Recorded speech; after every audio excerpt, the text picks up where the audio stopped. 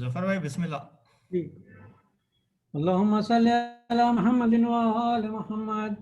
اللہم صلی علی محمد وآل محمد اللہم صلی علی محمد وآل محمد بسم اللہ الرحمن الرحیم اللہم انی اسألک برحمتک التي وسعت كل شيء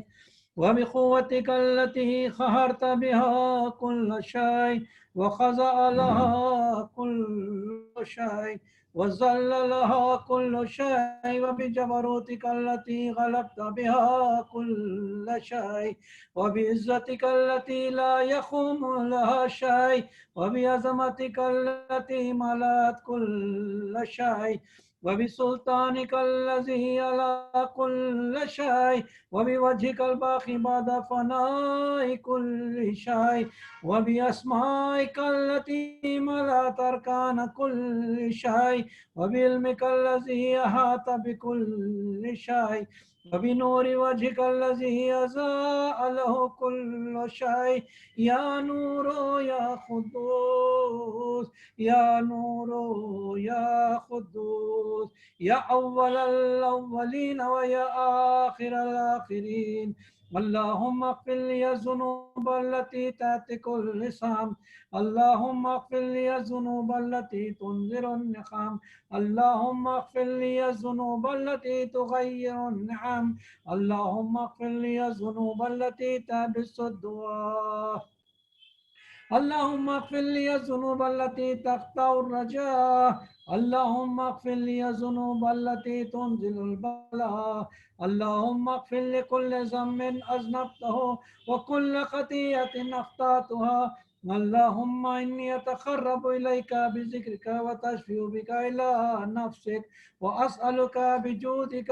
أن تغنيني من قربك وأن توزعني شكرك وأن تلهمني ذكرك اللهم إني أسألك سؤال خازن متذلل خاشيا متضرعا تسامحني وترحمني وتجعلني بخصمك راضيا قانيا وفي جميع الأحوال متوازيا اللهم وأسألك سؤال من اشتدت فاقته وانزل بك عند الشدائد حاجته وعظم فيما عندك رغبته اللهم عظم سلطانك وعلى مكانك وخفي مكرك وظهر أمرك وغلب قهرك وجرت قدرتك ولا يمكن الفرار من حكومتك اللهم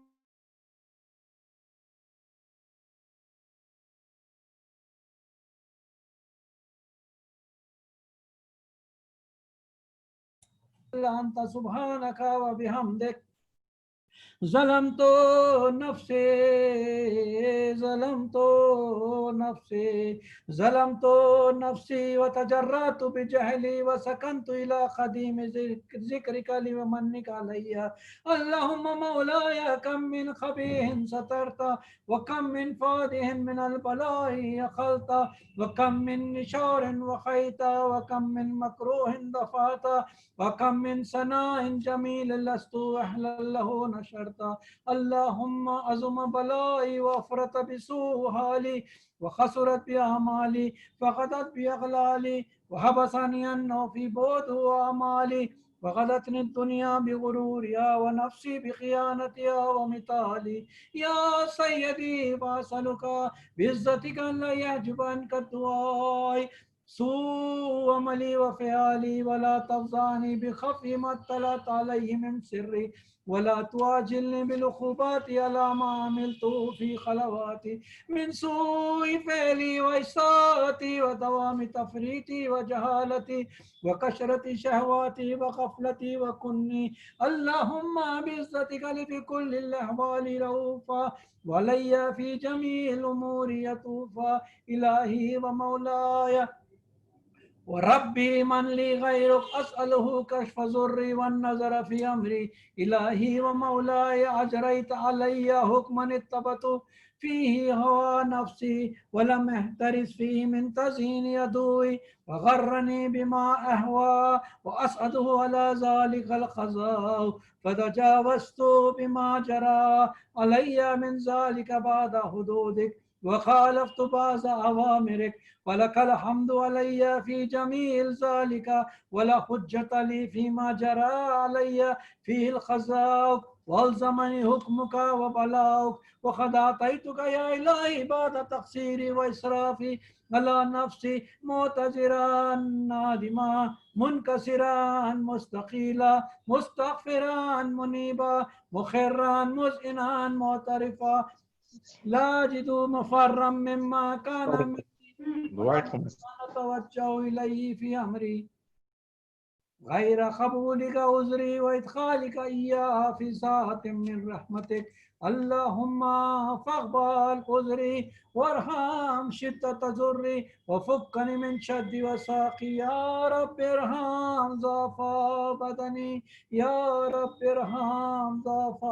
بدني ورقة جلدي ودقة عزمي، يا من بدا خلقي وذكري وتربيتي وبري وتغذيتي. هبني لابتداء كرامك وسالف برك يا إلهي وسيدي وربي. أدراك معذبي بنارك بعد توحيدك، وبعد من تواليه قلبي من معرفتك، ولهج به لساني من ذكرك، وتخده ضميري من حبك، وبعد صدق اعترافي ودعائي خاضعا لربوبيتك. هيهات أنت أكرم من أن تزي من ربيت، أو تبعد من أدنيت، أو تشرد من آويت، أو تسلم إلى البلاء من كفيته ورحمته. وليت شعري يا سيدي وإلهي ومولاي أتسلط النار على وجوه خرت لعظمتك ساجدة، ولا أنس نطقت بتوحيدك صادقة وبشكرك مادها، ولا قلوب اعترافت بلاهيتك محققة، ولا ضمائر هوت من العلم بك حتى صارت خاشية، ولا جوارح سعت أو إلى أوطان تعبدك طاية وشارت باستغفارك مسكنا. ما هكذا ظنوا بك ولا أخبرنا بفضلك عنك يا كريم يا رب، يا كريم يا رب، يا كريم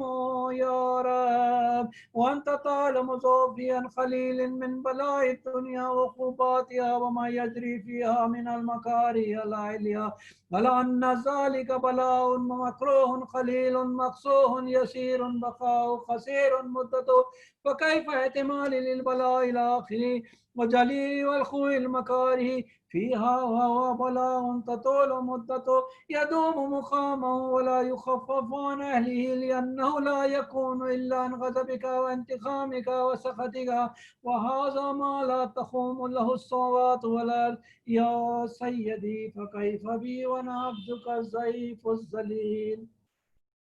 الحقير المسكين المستكين. يا إلهي وربي وسيدي ومولاي، لأي الأمور إليك أشكو ولما منها أزيج وأبكي للأليم العذاب وشدتي أملي طول البلاء ومدتي، ولئن سيرتني لخبات مع أعدائك وجمعت بيني وبين أهل بلائك وفرقت بيني وبين أحبائك وأوليائك، وهبني يا إلهي وسيدي ومولاي وربي. صبرت على عذابك فكيف أصبر على فراقك، وهبني صبرت على حر نارك فكيف أصبر عن النظر إلى كرامتك. كيف أسكن في النار ورجائي عفوك فبعزتك يا سيدي ومولاي. أقسم صادقا لئن تركتني ناطقا لأزجن إليك بين أهل هذا زجيج العاملين، ولا صرخن إليك صراخ المستصرخين، ولا أبكين إليك بكاء الفاقدين، ولا أنادينك أين كنت يا ولي المؤمنين، يا غاية آمال العارفين، يا غياث المستغيثين، يا غياث المستغيثين، يا غياث المستغيثين، يا حبيب قلوب الصادقين، ويا إله العالمين. أفتراك سبحانك يا إلهي وبحمدك تسمع فيها صوت عبد مسلم سجن فيها بمخالفتي وذاق طعم عذابها بمعصيتي وحبس بين أطباقها بجرمه وجريرته، وهو يزج إليك زجيج معامل لرحمتك ويناديك بلسانه لتوحيدك يتوسل إليك بربوبيتك يا مولاي فكيف يبقى في العذاب وهو يرجو ما سلف من حلمك ورأفتك ورحمتك أم كيف تؤلمه النار وهو يعمل فضلك ورحمتك أم كيف يورخ لهيبها وأنت تسمع صوته وترى مكانك أم كيف يشتمل عليه زفيرها وأنت تعلم ضعفها أم كيف يتخلخل بين أدباخها وأنت تعلم صدقها أم كيف تجره زبانيتها وهو يناديك يا رب أم كيف يرجو فضلك في إتقه منها فتتركه فيها هيهات ما ذلك الظن بك ولا المعروف من فضلك ولا مشبه لما عملت به الموحدين من برك وإحسانك فباليقين أخطأوا لولا ما حكمت به من تعذيب جاهدك وخزيت به من إخلاد ماندك لجعلت النار كلها بردا وسلاما وما كانت إلا لأحد فيها مخرا ولا مقاما لكنك اتخذت أسماءك أقسمت أن تملأها من الكافرين من الجنة والناس أجمعين وأن تخلد فيها المعاندين وأن تجلى ثناؤك قلت مبتدئا تطولت بنعم متكرما فمن كان مؤمنا كمن كان فاسقا لا يستوون إلهي وسيدي فأسألك بالقدرة التي قدرتها بالخزية التي هتمتها وحكمتها وغلبت من عليه أجريتها أن تعب لي في هذه الليلة وفي هذه الساعة كل جرم نجرمته كل ذنب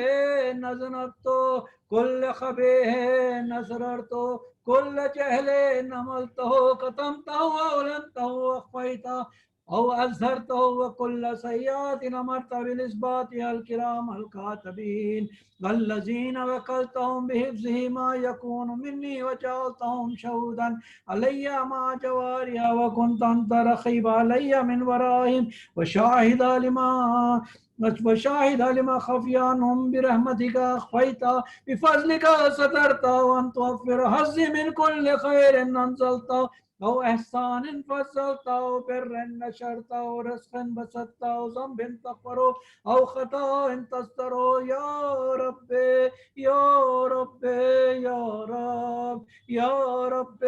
يا ربي يا رب يا ربي يا ربي يا رب يا إلهي وسيدي ومولاي ومالك الخيام بيده ناسيتي يا عليما بزري ومسكنتي يا خبيرا بفخري وفاقتي يا ربي يا ربي يا رب يا ربي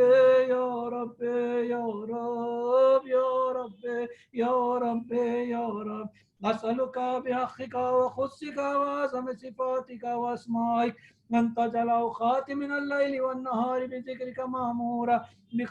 خدمتك موصولة وأعمال عندك مقبولة حتى تكون أعمالي وأورادي كلها وردا واحدا وحالي في خدمتك سرمدا يا سيدي يا من عليه معولي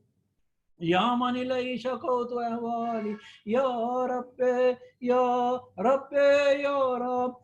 يا ربي يا ربي يا رب يا ربي يا ربي يا رب قوي على خدمتك جواري واشدد على العزيمة جواني وهب لي الجد في خشيتك والدوام في الاتصال بخدمتك حتى أسرع إليك في الميادين السابقين وأسرع إليك في البارزين واشتاق إلى قربك في المشتاقين وأدنو منك دنو المخلصين وخافك مخافة الموقنين واستمع في جوارك مع المؤمنين اللهم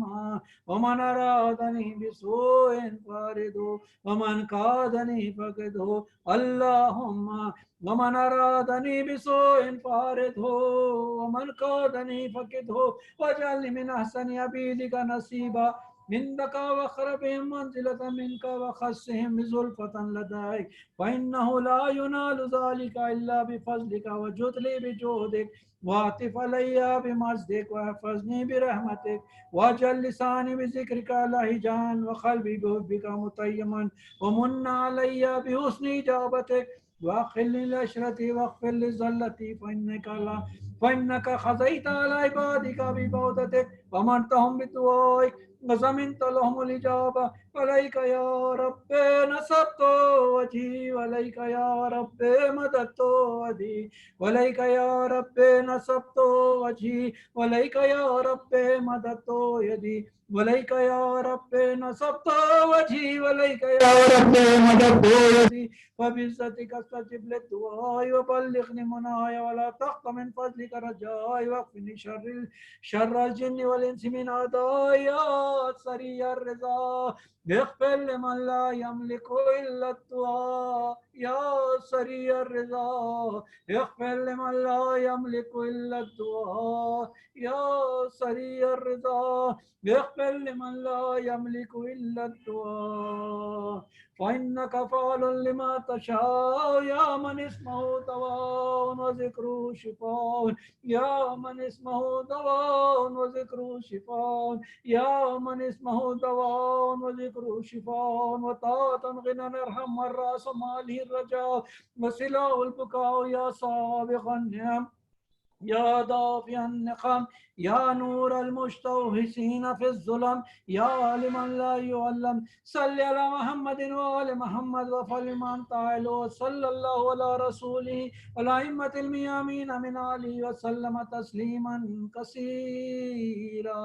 اللهم صل على محمد وآل محمد بسم الله الرحمن الرحيم أمن يجيب المضطر إذا دعاه يكشف السوء أمن يجيب المضطر إذا دعاه يكشف السوء أمن يجيب المضطر إذا دعاه يكشف السوء أمن يجيب المضطر إذا دعاه يكشف السوء أمن يجيب المضطر إذا دعاه يكشف السوء بسبحك يا الله بمحمد وعلي بفاطمة والحسن حسین و تسعة المعصومین بار الہ ہماری اخیر سی بات کو قبول کر ہمارے گناہ کبیرہ و صغیرہ کو بخش دے ہمیں جو بیمار ہیں ان کو شفاء کامل عطا ہو ہمیں جو پریشان حال ہیں ان کے پریشانیوں کو دور کر دے ہم کو اور ہماری اولاد کو صحیح اسلام پر چلنے کی توفیق دے ملکت اسلام کو مرد کام کو مقامت مقدسہ کو اپنے ایمان میں رکھ بارے لا اس دعا کی برکت سے میری ماں کو صحت کاملہ عطا ہو جو بیماری ان کو صحت کاملہ عطا ہو تعجیل فما ظہور خنا ہمارے کیپٹن ہادی بھائی کو صحت کامل عطا ہو اللہم صل علی محمد وعلى محمد اللهم صل على محمد وعلى محمد اللهم صل على محمد وعلى محمد عن جابر بن عبد الله الأنصاري عن فاطمة الزهراء عليه السلام وبنت رسول الله صلى الله عليه وآله وقال سمعت فاطمة عنها قالت دخل علي أبي رسول الله بطرفي الكساء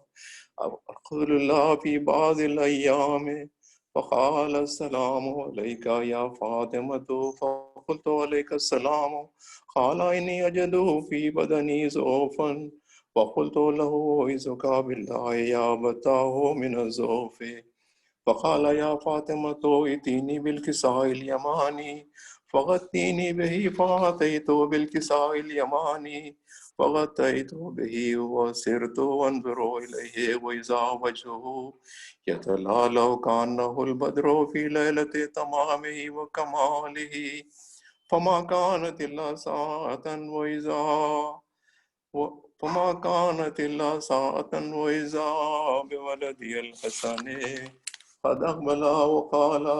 السلام عليك يا أمه فقلت عليك السلام يا قرة عيني وثمرة فؤادي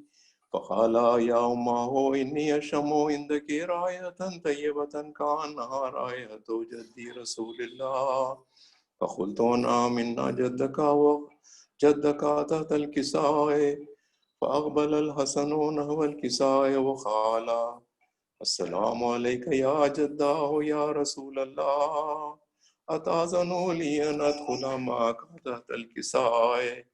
قال ولك السلام يا ولدي ويا صاحب حوزي قد أذنت لك فدخل معه تحت الكساء اللهم صل على محمد وآل محمد فما كانت إلا ساعة وإذا بولدي الحسين قد أقبل وقال السلام عليك يا أمه فقلت عليك السلام يا ولدي ويا قرة عيني وثمرة فؤادي. فقال لي يا أمه إني أشم عندك رائحة طيبة كأنها رائحة جدي رسول الله. فقلت نعم منا جدك وقعك تحت الكساء ودني الحسين أول الكساء وقال السلام عليك يا جداه والسلام عليك يا من اختاره الله. أتأذن لي أن أكون لي أتأذن أتأذن لي أن أدخل معكما تحت الكساء.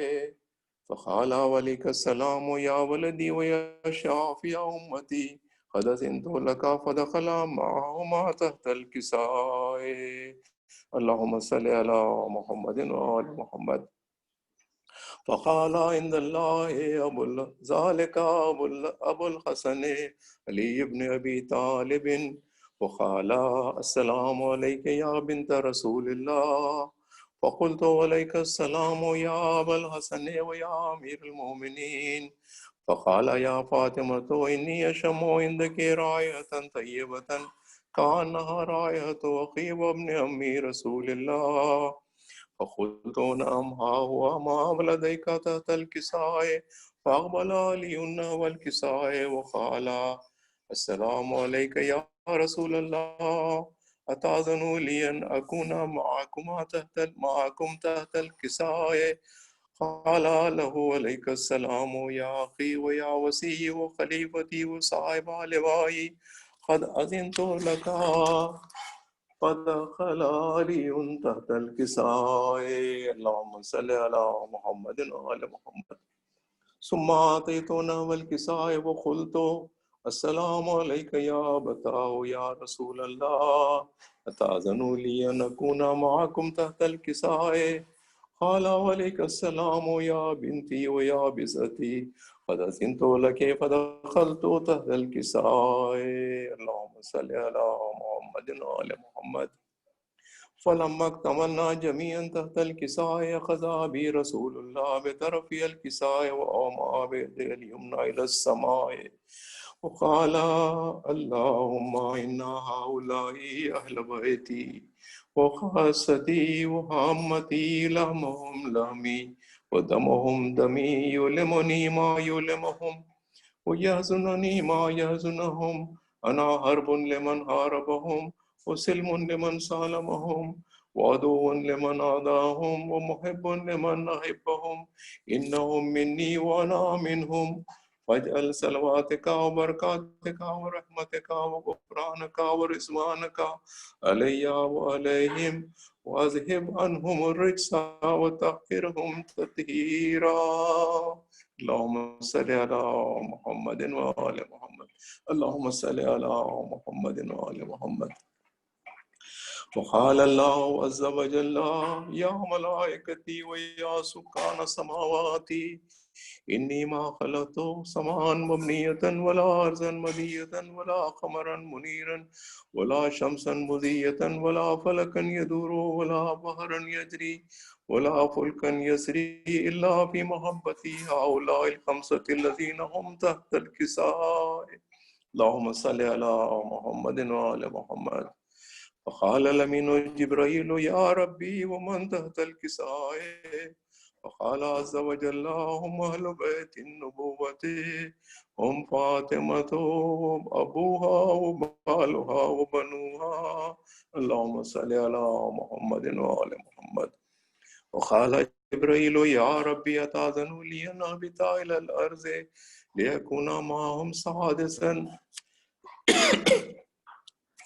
فقال الله نعم قد أذنت لك. وهبط الأمين جبريل وقال السلام عليك يا رسول الله العلي الأعلى. يقرأك السلام ويخصك بالتحية والإكرام ويقول لك وعزتي وجلالي إني ما خلقت سماء مبنية ولا أرضا مدية ولا قمرا منيرا ولا شمسا مضية ولا فلكا يدور ولا بحرا يجري ولا فلكا يسري إلا لأجلكم ومحبتكم وقد أذن لي أن أدخل معكم فهل تأذن لي يا رسول الله؟ فقال رسول الله وعليك السلام يا أمين وحي الله إنهم نعم قد أذنت لك. فدخل جبريل معنا تحت الكساء. اللهم صل على محمد وآله. فقال لي أبي إن الله قد أوحى إليكم يقول بسم الله الرحمن الرحيم إنما يريد الله ليذهب عنكم الرجس أهل البيت ويطهركم تطهيرا. اللهم صل على محمد وآل محمد. اللهم صل على محمد وآل محمد. اللهم صل على محمد وآل محمد. فقال علي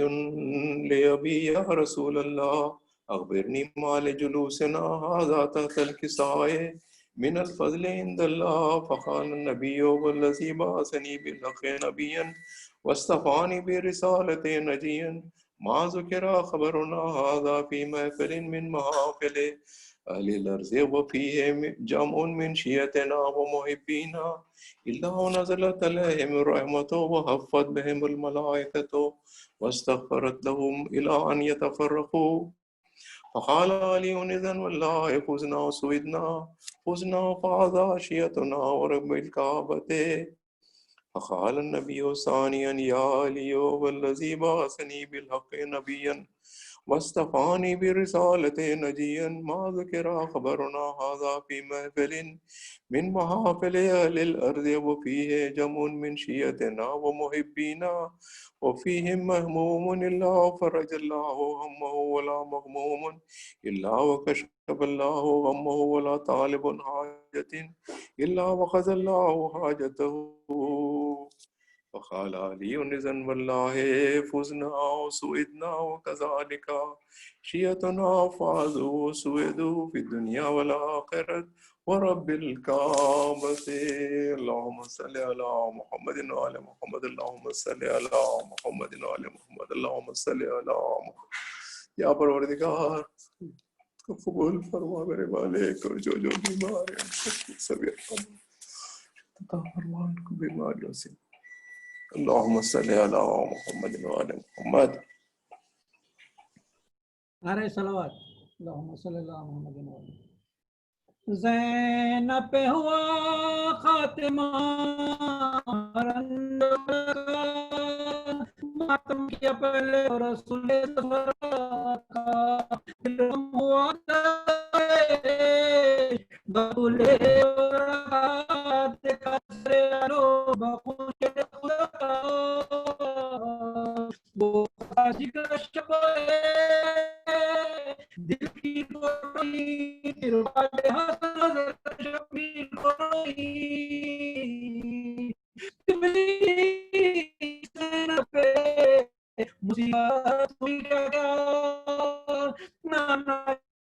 دل کی قیامت میں گیا اور محسن معصوم کے بھی لاش کو دیکھا گیا بھولی دے زخمی ہو بابا توڑے گئے سید معصوم کو دیکھا پھر کے نیچے ہے معصوم کو دیکھا سکن کو سدا بھائی کی یاد میں آتے دوسری خبر اجماع ہے شیعوں کا پہ یاری سجاد وارث ہے وہ تیغے کمرے شیر خدا کا اب تجھ سے عوض لے گا وہ خون شہدا کا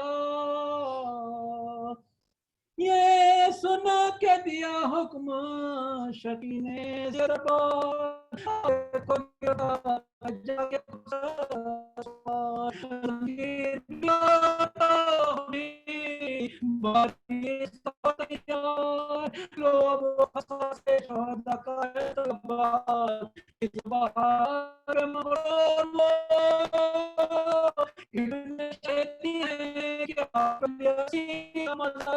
نہیں ہے معصوم میں تھی مرپا میں مجید آپ کہتے تھے کیا ہے میری تاثیر وہ کہتے یا پوچھنا نائک شبیر شام ہو جائے آپ نے کہا ہے جو مجھے ہے مظلوم کا وطن روزی بنتا ہے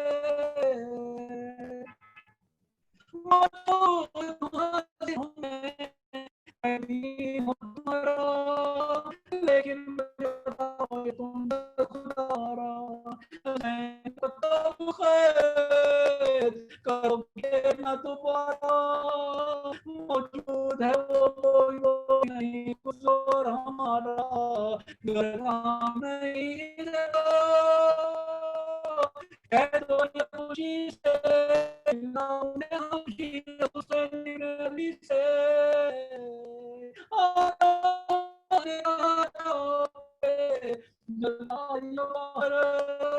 آپ چورے تو گرے ہوئے زمین پر لپٹ کر یہ قاتل پر ناچار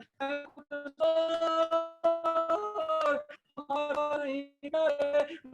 تو کسی نے تمہیں مارا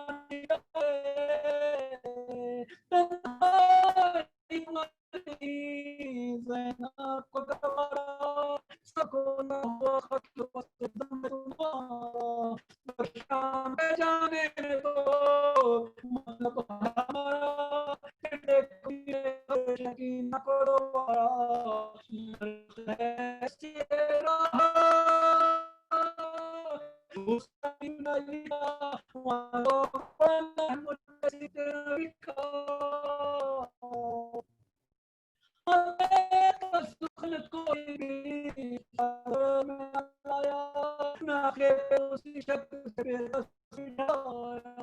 اور روکے زمان نے شور مچایا ایک شخص نے آپ کو سنایا کیا بیٹے ہو نہ پہ گران کو یہ حسین کی کھول رکھو یا مجھے کو سرنگ رسول کو نہ پھرانا یاد مجھے شام کا وہ رنگ اڑانا ہمراہ سے ہمرانا نظر بھائی کی حسین ہے آئی مطلع سے شبتی نہیں ہے اس انمول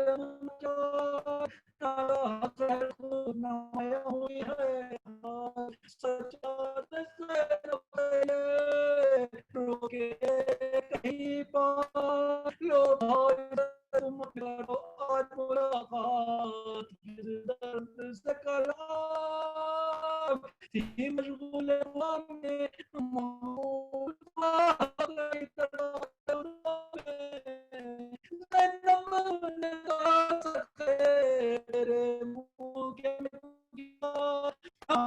میں دیکھوں گی ہمارے کیوں یہ ہوا مگر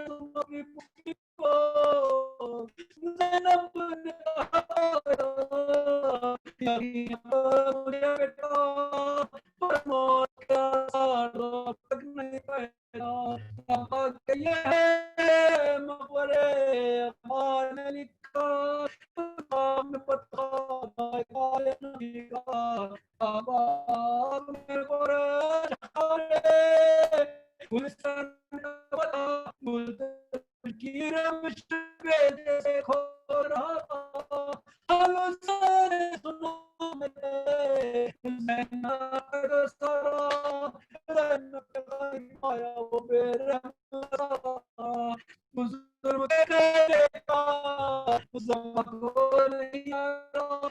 کچھ پہ وہی بیٹا زینب نے کہا ہو گیا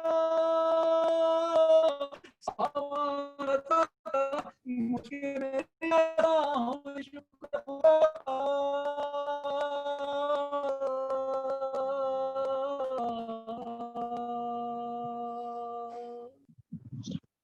صلوات اللہم صلی علی محمد وعلی محمد. آفت رسیدہ زینب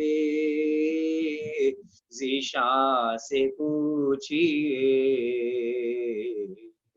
خیموں کا جلنا شام میں غریباں سے پوچھئے بکھرے پڑے تھے لاشیں شہیدان کربلا ان صورتوں کی شان کو قرآن سے پوچھئے ان صورتوں کی شان کو قرآن سے پوچھئے اصغر کی تشنگی تھی گواہی کے واسطے اصغر کی تشنگی تھی گواہی کے واسطے لائے جہاں یہ شاہ وہ میدان سے پوچھئے لائے جہاں یہ شاہ وہ میدان سے پوچھئے جلتی زمین پسینے اکبر چھدا ہوا جلتی زمین پسینے اکبر چھدا ہوا دیکھا کلیجہ جس نے اسی ماں سے پوچھئے دیکھا کلیجہ جس نے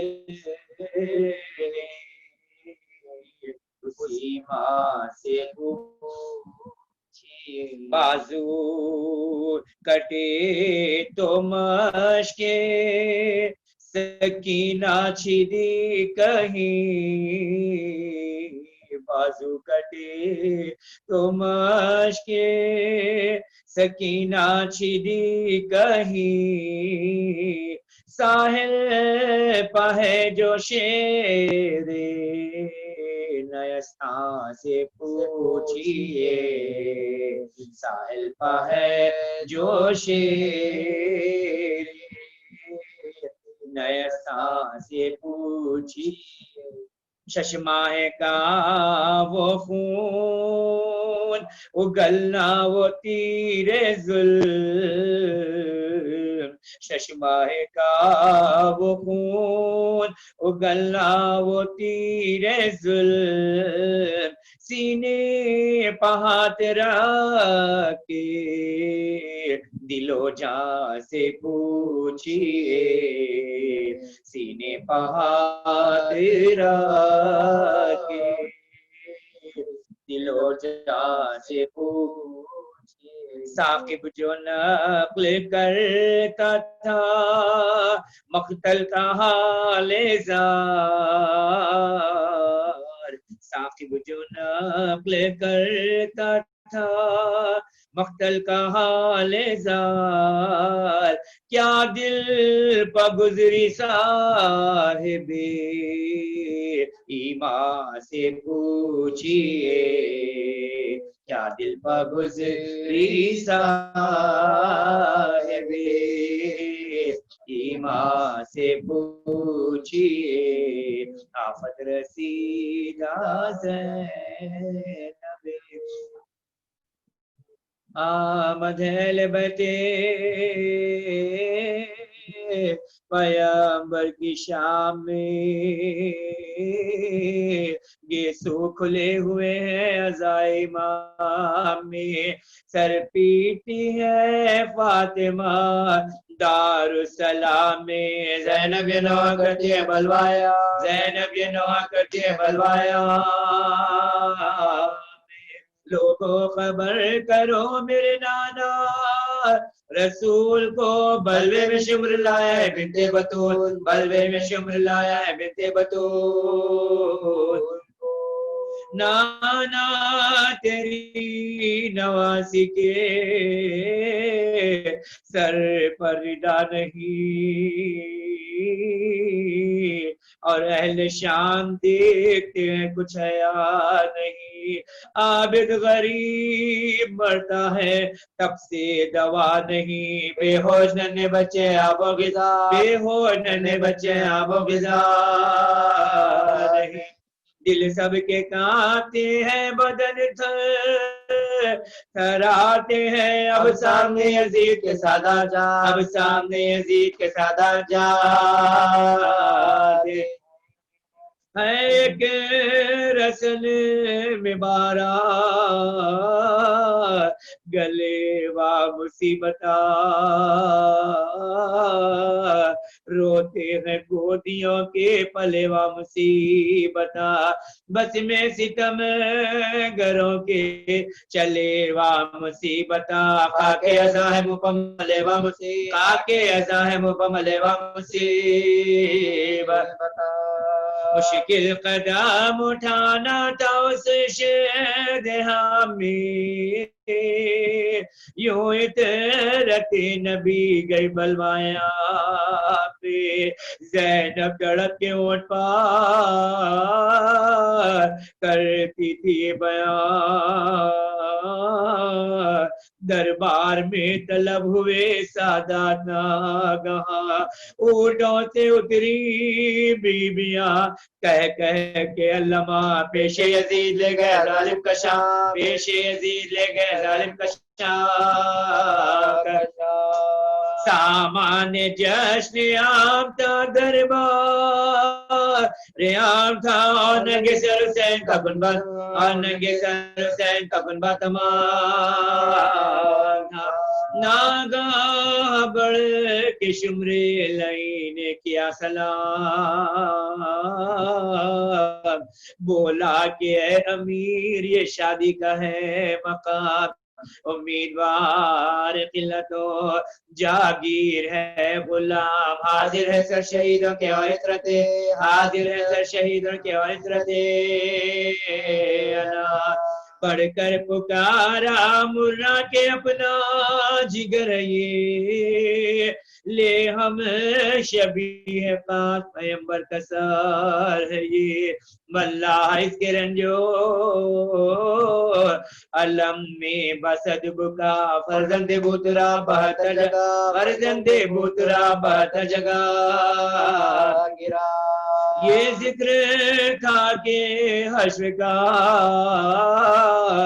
سامان ہو گیا، گھبرا گیا یزید کے کیا قضا، گھبرا گیا یزید کے کیا قضا ہوا، دیکھا تو ہرملا بھی بہت شاد، آتا ہے سر ایک چھوٹے بچے کا ہاتھوں پلا، سر ایک چھوٹے بچے کا ہاتھوں پلا آتا ہے، بولا بتا کس نے بھلا کی تھی کیا خطا، تو نے اسے نشانہ کیا تیرے ظلم کا، بچے پا بھی نہ کھایا ترا تو نے بے حیا، یہ ننھا سا گلا تیرا نہ کے، یہ ننھا سا گلا تیرا نہ کے، بتلا تو کس فلک کا یہ مہر منیر ہے، بانو پکاری بڑھ کے میرا سبیل، بانو پکاری بڑھ کے میرا سبیل، حیران کھڑے تھے سار حرم شاہ مشتین मोरे सुकूत लपना शिकवा न शोर शैन। ज़ैनब ने देखा तकवा नागा सरे हुसैन, बेसाख्ता तड़प के करने लगी, बेसाख्ता तड़प के करने लगी, बेसाख्ता तड़प के करने लगी। वो है न मौत आई मुझे रात शाम में, भैया मेरा सलाम घर बारे, भैया मेरा सलाम घर बारे, भैया मेरा सलाम घर बारे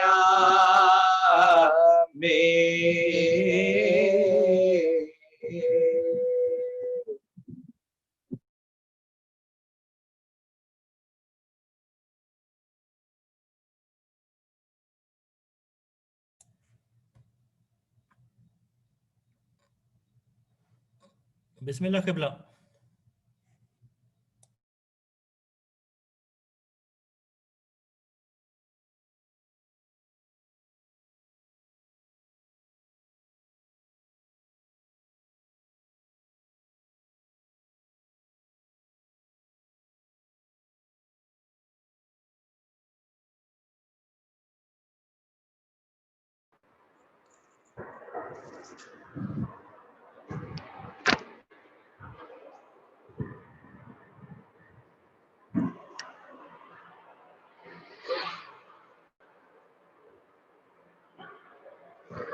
رحم الله من قرأ الفاتحة.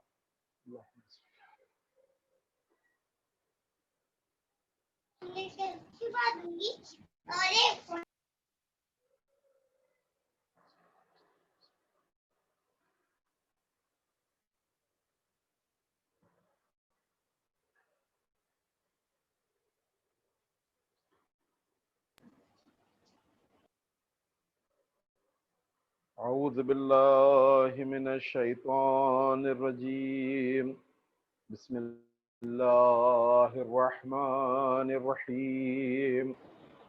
الحمد لله رب العالمين. الصلاة والسلام والتحية والإكرام على النبي الأمي المكي المدني الخرشي الهاشمي ذي اتهام سراج المضيء الكوكب الدري صاحب الوقار والسكينة المدفون بأرض المدينة العبد المعيد ورسول المسدد المصطفى الأمجد المحمود الأحمد حبيب إله العالمين ورحمة للعالمين أبي القاسم محمد. اللهم صل على محمد وآل محمد أهل بيته الطيبين الطاهرين المعصومين المظلومين ولعنة الله على أعدائهم أجمعين من الآن إلى قيام يوم الدين. أما بعد فقد قال رسول الله صلى الله عليه وآله وسلم إن الحسين مصباح الهدى وسفينة النجاة. صلوات پر محمد وآل محمد کی بارگاہ میں اللہم صلی علی محمد وآل محمد وعجل فرجہم. محترم سامعین، آپ تمام حضرات سے التماس ہے ایک مرتبہ سورہ حمد اور 3 مرتبہ سورہ توحید کی تلاوت فرما کر ساجدہ مرزا عابد، مرزا محمد اور سید نور الحسن جعفری بانی عاشقانہ کے لیے سال فرما. بسم اللہ الرحمن الرحیم. الحمدللہ رب العالمین.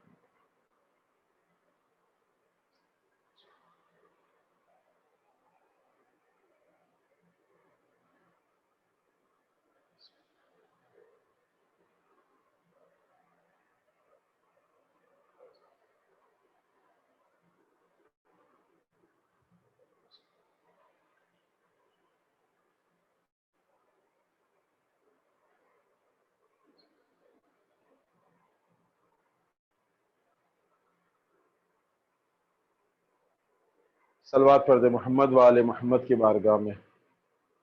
اللہم صلی علی محمد و آل محمد وعجل فرجہ۔ عزیزان محترم، پیغمبر اکرم کا ارشاد گرامی ہے، پروردگار عالم نے جب کائنات کو خلق کیا ہے، کائنات کی خلقت کے ساتھ ہی پروردگار عالم نے بشریت کے ہدایت کا انتظام بھی کیا ہے۔ آغاز کائنات سے یہ ذمہ داری پروردگار عالم نے بڑے ہی اچھے انداز میں اس ذمہ داری کو نبھایا ہے کہ ہم نے خلق کیا ہے تو ان کی ہدایت کی ذمہ داری بھی ہماری ہے۔ سب سے پہلے تو ہدایت کے لیے پروردگار عالم نے انسانوں کو عقل دی اور یہ کہا کہ یہ ہادی اکبر ہے، یہ سب سے بڑی ہدایت کرنے والی شے ہم نے تمہارے لیے رکھی ہے کہ تم عقل کے ذریعے سے ہدایت کو پا سکتے ہو۔ عقل یہ ہے جو انسان کی ہر آن ہدایت کرتی ہوئی نظر آئے گی، اور پروردگار عالم نے اس ذمہ داری کو عقل کے ذریعے سے پورا کر دیا۔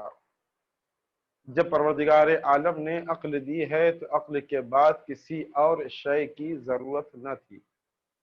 لیکن اس کے باوجود بھی یہ لطف پروردگار تھا کہ پروردگار عالم نے انبیاء علیہ السلام کے سلسلے کو رکھا تاکہ لوگ ہدایت سے محروم نہ ہو سکے۔ لوگ ہر آن محتاج ہدایت ہیں، لہٰذا انہیں ہر آن ہدایت کی ضرورت ہے۔ اگر اپنی عقل سے کہیں غلط فیصلے نہ کرنے، جبکہ عقل غلط فیصلوں کی طرف نہیں لے کر جاتی، اس کے باوجود بھی پروردگار عالم نے عقل جیسی نعمت دینے کے بعد بھی انبیاء علیہ السلام کے سلسلے کو جاری رکھا تاکہ لوگوں کی ہدایت ہو سکے، لوگ ہدایت یافتہ ہو کر ہماری بارگاہ میں واپس آئیں۔ پروردگار نہیں چاہتا تھا کہ جس انسان کو ہم نے خلق کیا ہے وہ ہماری نعمتوں سے محروم ہو جائے۔ پروردگار نہیں چاہتا تھا کہ کوئی ایک ایسا بندہ بھی ہو کہ جس تک ہدایت پروردگار نہ پہنچی ہو، لہٰذا عقل دے کر ہی پروردگار عالم نے اپنی حجت کو تمام کر دیا۔ لیکن اس کے ساتھ ساتھ لطف پروردگار بھی یہ ہے کہ اس نے انبیاء علیہ السلام کے سلسلے کو جاری کیا تاکہ لوگ ہدایت یافتہ ہو اور ہدایت پا کر پروردگار کی بارگاہ میں واپس آئیں۔ یہ کیوں پروردگار عالم نے بار بار ہم سے کہلوایا ہے، بار بار یہ تاکید کرائی جا رہی ہے، جناب آدم سے لے کر آخری نبی تک اور آخری نبی سے لے کے آج تک یہ ہم سے بار بار تقاضا کیا جا رہا ہے کہ تم کہو لا الہ الا اللہ، اللہ ایک ہے، اس کے علاوہ اور کوئی معبود نہیں ہے۔ لا معبود سواک، تیرے علاوہ کوئی ایسا نہیں ہے کہ جس کی ہم عبادت کریں، جس کی ہم عبادت گزار بنیں۔ اس کے باوجود بھی پروردگار عالم نے ہمیں انبیاء کے نعمتوں سے ہمیں نوازا ہے۔ ہر نبی کا یہ دستور ہے، ہر نبی کا ایک ہی کام ہے کہ لوگوں کو آنے کے لوگوں کے درمیان آئیں اور آنے کے بعد پروردگار کی راہ دکھائیں اور پروردگار کی راہ پر چلنے کے طریقے کو قائم کریں۔ ہر نبی نے اس کار تبلیغ کے لیے مشقتیں اٹھائی ہیں، زحمتیں اٹھائی ہیں، مصائب و آلام برداشت کرنا پڑا۔ ہر نبی مصیبتوں کے دور سے گزر رہا ہے، کہیں پر دشمنوں کا خوف ہے، کہیں پر شیطان کا خوف ہے، کہیں پر لوگوں کے گمراہ ہو جانے کا خوف ہے۔ مصیبتیں ہیں جو انبیاء علیہ السلام کے پیچھے ہیں، اور آیت نے بھی، قرآن مجید نے بھی واضح کر دیا ہے، الذین یبلغون رسالات اللہ ویخشونہ ولا یخشون احدا الا اللہ، کہ جو کار رسالت کی تبلیغ انجام دیتے ہیں، جو تبلیغ کی ذمہ داری لیتے ہیں، انہیں وہ اس راہ تبلیغ میں اللہ کے علاوہ کسی اور سے نہیں ڈرتے۔ یہ آیت کا کہنا کہ اللہ کے علاوہ کسی اور سے نہیں ڈرتے، یہ اس بات کی دلیل ہے کہ وہاں پر ہے اللہ کے علاوہ بھی کوئی ایسی شے ہیں کہ جن سے ڈرایا جا رہا ہے انبیاء علیہ السلام کو، جن سے کوششیں ہو رہی ہیں۔ یہ آیت خود بتلا رہی ہے، یعنی ڈرنے کے مقامات اور بھی ہیں پروردگار کے علاوہ۔ آیت کا یہ کہنا کہ اللہ کے علاوہ وہ کسی سے نہیں ڈرتے، اس کا مطلب یہ ہے کہ کوئی ہے کہ جو انہیں ڈرا رہا ہے، جو انہیں پریشان کر رہا ہے اس کار تبلیغ کو روکنے کے لیے، اس کام کو روکنے کے لیے، اس ذمہ داری کو پورا نہ کرنے کے لیے کوئی رکاوٹیں پیدا کر رہا ہے۔ لیکن یہ وہ ہیں کہ جو ان رکاوٹوں سے پیچھے ہٹنے والے نہیں ہیں، ان ڈرانے والوں سے ڈرنے والے نہیں ہیں، ان بہکانے والوں سے بہکنے والے نہیں ہیں۔ یہ آیت ہمیں بتا رہی ہے کہ اللہ کے علاوہ کسی اور سے نہیں ڈرتے۔ اس کا مطلب یہ ہے کہ کوئی ہے جو انہیں ڈرا رہے ہیں، کوئی ہے جو انہیں اپنے راستے سے ہٹانے کی کوشش کر رہے ہیں، لیکن جن کی حفاظت کی ذمہ داری پروردگار نے لی ہے، وہ اس ذمہ داری کو اتنا محسوس کرتے ہیں، اتنا سمجھتے ہیں کہ ہم نے راہ خدا میں قدم اٹھایا ہے، تو اس راہ خدا میں قدم اٹھانے کا ہمیں نتیجہ یہ ہونا چاہیے کہ اس راہ خدا میں اگر ڈر ہو بھی، اگر خوف ہو بھی، تو صرف اسی پروردگار کا خوف ہو، اس کے علاوہ کسی اور کا خوف کسی نبی کے دل میں پایا ہی نہیں جاتا۔ وَلَا يَخْشَوْنَ أَحَدًا، وہ کسی سے نہیں ڈرتے، یعنی ڈرنے کے مقامات ہیں لیکن نہیں ڈرتے سوائے پروردگار کے۔ اب یہ لفظ خوف اور لفظ خشیت خود پروردگار عالم نے یخشون، خشیت کا لفظ استعمال کیا ہے، یخفون کا لفظ استعمال نہیں کیا۔ اور خوف اور خشیت میں کیا فرق ہے یہ بارہا مجالس میں بیان کر چکا ہوں، اسے بیان کرنے کا موقع نہیں ہے۔ پروردگار عالم نے خشیت کا لفظ استعمال کیا ہے کہ یہ اگر خشیت کھاتے بھی ہیں، یعنی اگر اردو میں اس کا ترجمہ کیا جائے تو خوف کھاتے بھی ہیں، ڈرتے بھی ہیں، تو صرف اور صرف اپنے پروردگار ہی سے ڈرتے ہیں، پروردگار کے علاوہ کسی اور کا خوف ان کے دل میں پایا نہیں جاتا۔ کہ تو جو دین کی تبلیغ کی ذمہ داری انہوں نے لی ہے، یہ اس کار تبلیغ کو پورا کر رہے ہیں، اور ان کی ذمہ داری کیا ہے کہ لوگوں تک پروردگار عالم کے پیغام کو پہنچائے، لوگوں تک دین کو پہنچایا جائے اور دین کو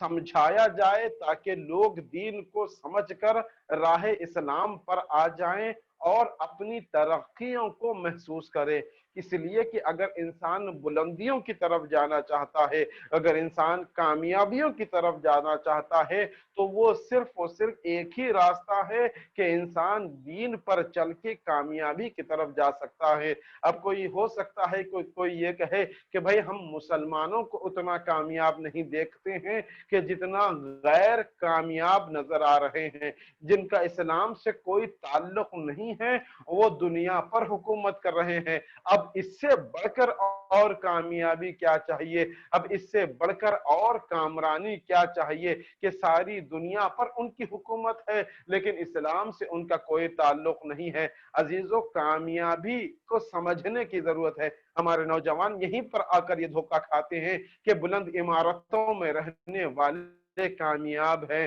بڑی گاڑیوں میں چلنے پھرنے والے کامیاب ہیں، اونچے مقامات بڑی بڑی پوسٹوں پر رہنے والے یہ کامیاب ہے۔ لیکن اگر ان سے دریافت کیا جائے تو وہ یہی کہیں گے کہ نہیں، کامیابی ہمیں نصیب نہیں ہوئی، کامیابی ہمیں ہم نے ابھی تک کامیابی کی منزلوں کو طے نہیں کیا ہے۔ ہاں ہمارے پاس مال دنیا سے سب کچھ ہے، دولت ہمارے پاس ہے، شہرت ہمارے پاس ہے، مال دنیا سے ہر چیز ہمارے پاس ہے، لیکن ہم ابھی کامیاب نہیں ہوئے ہیں۔ کیوں؟ اس لیے کہ کامیابی کو وہ کسی اور چیز کو تصور کرتی ہیں، لیکن ہم یہ سمجھتے ہیں کہ کامیابی وہ ہے کہ جہاں پر شہزادی کونین کا آپ کو وہ حدیث یاد ہوگی کہ جہاں پر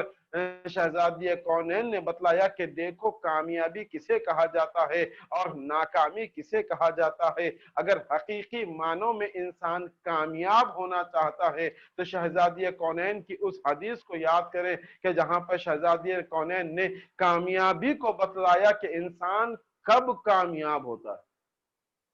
انسان کی کامیابی کی منزل کب ہوتی ہے، انسان کی کامیابی کے مراحل کہاں ہیں۔ یہ نہ سمجھ لو کہ تمہارے پاس مال دنیا سے سب کچھ آ جائے، تم اونچے بنگلوں میں اور بڑے بڑے مکانوں میں رہنے لگے ہو، بڑی اچھی بڑی بڑی پوسٹوں پر تمہارا تعین ہو گیا ہو، مہنگی گاڑیوں میں تم پھر رہے ہو، تو یہ کامیابی نہیں ہے۔ کامیابی تو وہ ہے کہ جسے شہزادی کونین نے ارشاد فرمایا ہے، کہا کہ دیکھو کامیاب دنیا میں بھی کامیاب وہ شخص ہے،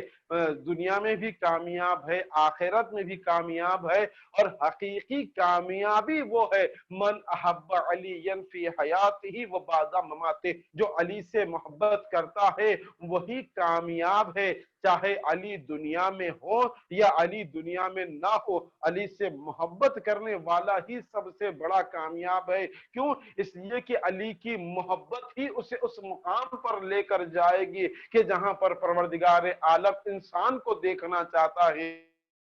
انسان کی کامیابی یہ ہے کہ وہ بلندیوں کی طرف چلا جائے۔ انسان یہ تصور کر رہا ہے کہ ہم زمین سے جتنی اوپر چلے جائیں گے وہاں پر ہمیں کامیابی نظر آئے گی۔ ہم یہ سمجھ رہے ہیں کہ چاند میں چلے جانا کامیابی ہے، ہم یہ سمجھ رہے ہیں کہ خلا اسپیس میں چلے جانا ہماری کامیابی ہے، ہم یہ سمجھ رہے ہیں کہ ہم زمین کے خزانے سمندر کے خزانوں کو نکال لینا یہ ہماری کامیابی ہے۔ لیکن علی کی محبت یہ بتا رہی ہے کہ نہیں، حقیقی کامیابی یہ نہیں ہے کہ تم چاند پر چلے جاؤ، تم ستاروں کے پاس چلے جاؤ، حقیقی کامیابی تو یہ ہے کہ تم اشارہ کر دو تو چاند دو ٹکڑے ہو جائے، حقیقی کامیابی یہ ہے کہ ستارہ تمہاری دہلیز پر آ جائے۔ اور ایسا نہیں ہے کہ صرف کہا ہے بلکہ علی ابن ابی طالب نے کر کے بتایا ہے کہ دیکھو میرے چاہنے والوں کی کیفیت یہ ہوتی ہے کہ وہ ستارے کو اپنی دہلیز پر بلا کر یہ بتاتے ہیں کہ دیکھو حقیقی کامیابی یہ ہے کہ تم ستارے کے محتاج نہ ہو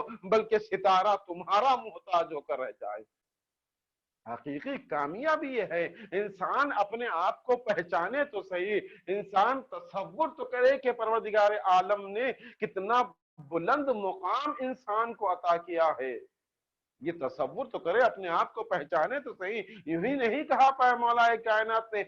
من عرف نفسہ فقط عرف ربہ، جس نے اپنی نفس کو پہچان لیا اس نے اپنے پروردگار کو پہچان لیا۔ پہلے انسان اپنے آپ کو پہچانے تو صحیح، خودی کو کر بلند، اتنا شاعر نے کہا ہے کہ خودی کو کر بلند نہ، یعنی اپنے آپ کو اتنا بلند کر لے کہ پروردگار خود یہ پوچھے کہ بندے بتا تجھے کیا چاہیے۔ ایسا نہیں کہ ہم پروردگار کی بارگاہ میں اپنے ہاتھوں کو پھیلائے، نہیں، ایک مقام وہ آتا ہے۔ میں یہ نہیں کہہ رہا ہوں کہ ہمیں دعائیں نہیں مانگنی چاہیے، نہیں، دعائیں تو ہمیں طلب کرنے کا حکم دیا ہے، لیکن جب یہ ساری چیزیں یہ بندگی کی حد تک محدود ہے، یہ بندگی ہے کہ جہاں پر انسان پروردگار سے مانگ رہا ہے، لیکن جب ابدیت کا مسئلہ آ جاتا ہے، جب پروردگار، ہم یہ کہہ رہے ہیں کہ ہم پروردگار کے بندے ہیں، تو لہٰذا جب تک ہم یہ کہیں گے کہ ہم پروردگار کے بندے ہیں تو ہمارے ہاتھ ہمیشہ پروردگار کی بارگاہ میں بلند ہو جائیں گے، لیکن جب پروردگار یہ کہے گا کہ یہ میرا بندہ ہے تو اب ہاتھوں کو بلند کرنے کی ضرورت نہیں پڑے گی، بلکہ پروردگار یہ کہے گا کہ بتا تجھے کیا چاہیے، ہم دینے کے لیے تیار ہے، ہماری خواہش یہ ہے کہ ہم تجھے عطا کریں، ہم یہ اس بات پر فخر کر رہے ہیں کہ ہم تجھے دے رہے ہیں۔ یہ دنیا کی کامیابی یہ ہے کہ وہ مانگ کر کامیاب ہونا چاہتا ہے، لیکن اسلامی کامیابی یہ ہے، شریعت کی کامیابی یہ ہے، محبان اہل بیت کی کامیابی یہ ہے کہ پروردگار بندے سے پوچھے کہ بتا میں تیری حاجتوں کو، کون سی حاجتوں کو پورا کروں۔ یہ حقیقی کامیابی۔ چاند پر جانا کوئی کامیابی نہیں ہے، ستارے پر جانا کوئی کامیابی نہیں ہے، بلکہ ستارے کو اپنی دہلیز پر بلانا یہ سب سے بڑی کامیابی ہے۔ اگر اسی کو کامیابی کہا جائے، اسی کو چاند پر جانا سب سے بڑی کامیابی ہے انسان کی، یہ کہا جائے تو بتائیے کہ کون سے امام نے کوئی امام ایسا ہے جو چاند پر چلا جائے؟ کوئی امام آپ نے سنا ہے کہ کوئی امام نے خلا میں جانے کا، اسپیس میں جانے کا سفر کیا تھا، امام اسپیس میں گئے تھے؟ یہ کامیابی ہے۔ اگر اسی کو کامیابی ہوتی تو سب سے پہلے تو مولا کائنات چاند میں سکون میں رکھے۔ کیوں؟ اس لیے کہ علی سے بڑا کائنات میں کوئی کامیاب نہیں ہے، نہ ہے نہ ہو سکتا ہے۔ صرف وہ ہو سکتے ہیں کامیاب جو علی کی بتائی ہوئی زندگی پر، علی کے قدموں پر اپنی جان کو نثار کرے، اپنی زندگی کو اہل بیت کے تعلیم یافتہ طریقے پر عمل کرے، وہی کامیاب ہو سکتا ہے۔ کوئی تو جھوٹی سی تاریخ بھی یہ بتا دے کہ علی چاند پر گئے تھے، علی نے چاند کی طرف کا سفر کیا تھا، نہیں کوئی گئے۔ اگر کامیابی اسی کا نام ہوتا تو سب سے پہلے علی ابن ابی طالب چاند پر جاتے تھے، اس لیے کہ کائنات کے روز اول سے لے کر آج تک اور آج سے لے کر قیامت تک علی سے بڑا کامیاب انسان کائنات میں نہیں پایا جاتا۔ بلکہ یوں کہا جائے کہ اہل بیت سے بڑا کامیاب انسان کہیں نظر نہیں آئیں گے کائنات۔ ان کے صدقے میں لوگ کامیاب ہو رہے ہیں تو ان سے بڑا کیسے ہو سکتا ہے؟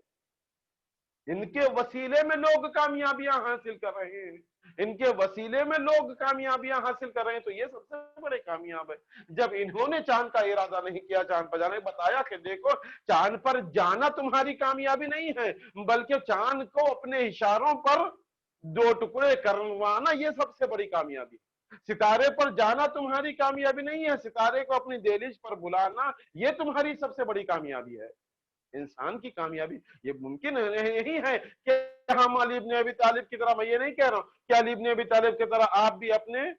گھر کی دہلیز پر ستارے کو بلائیں، نہیں، لیکن کردار ہاں کیوں نہیں ہو سکتا ہے؟ یقیناً ہو سکتا ہے کہ اگر ہم اسی چاند کو اور اسی ستارے کو علی ابن ابی طالب کا واسطہ دیں تو یقیناً وہ غلامی اور اہل اتباع اہل بیت میں ہماری دہلیز پر آئے گا۔ مگر ضرورت ہے کہ ہم اپنی آپ کو پہچانیں، اپنے آپ کی ہدایت کریں۔ یہ ہدایت دینے کے لیے تیار ہیں، ہم ہدایت لینے کے لیے تیار تو ہو جائیں، تب یہ ممکن ہے کہ علی ابن ابی طالب اور اہل بیت علیہ السلام ہماری ہدایت کریں۔ جب ہم ہدایت قبول کرنے کے لائق ہو جائیں تو ہماری ایسی ہدایت یہ ہو سکتی ہے کہ ہم اگر اشارہ بھی کر دیں تو چاند 2 ٹکڑے ہو جائے۔ علی کے صدقے میں کہا ہی جاتا ہے، علی کے صدقے میں اگر حکم دیں کہ تجھے واسطہ دے رہا ہوں علی ابن ابی طالب کا میری دہلیز پر آ، تو اپنی کردار کی بلندی یہ ہونی چاہیے کہ اشارہ ستارہ بھی اپنے دہلیز پر آ جائے گا۔ مولا سے جب پوچھا گیا کہ علی یہ بتائیں کہ مومن کسے کہا جاتا ہے، تو مولا نے کیا کہا؟ مومن اسے کہا جاتا ہے، ایک دیوار کی طرف اشارہ کر کے کہا مومن اسے کہتے ہیں کہ جو زبان سے یہ کہے اس دیوار کو حکم دے کہ دیوار سونے کی ہو جا تو وہ سونے کی ہو جائے گی۔ تاریخ میں موجود ہے،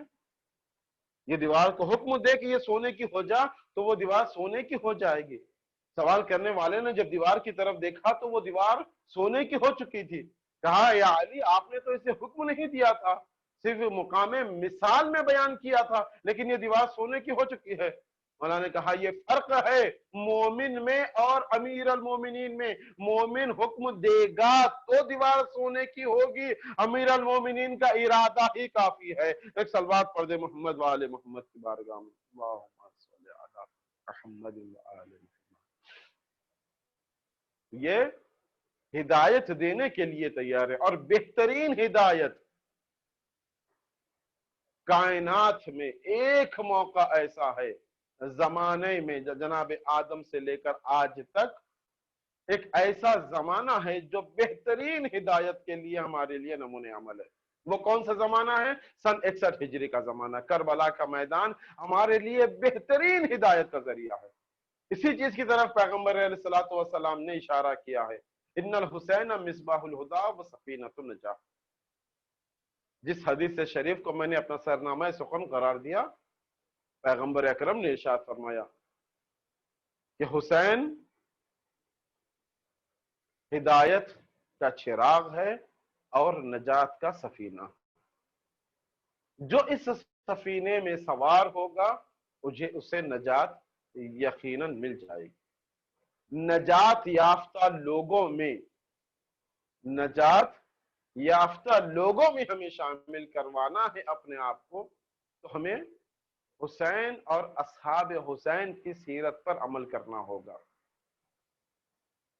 جس طریقے کے ماحول سے آج ہم گزر رہے ہیں، جو دنیا بھر کی خبریں آ رہی ہیں، اس طریقے سے ماحول میں تبدیلی نہیں لائی جاتی۔ جو آپ نیوز وغیرہ چینلز وغیرہ پہ جو دوسرے ممالک کی خبریں ہمارے پاس آ رہی ہیں کہ جہاں پر دوسروں نے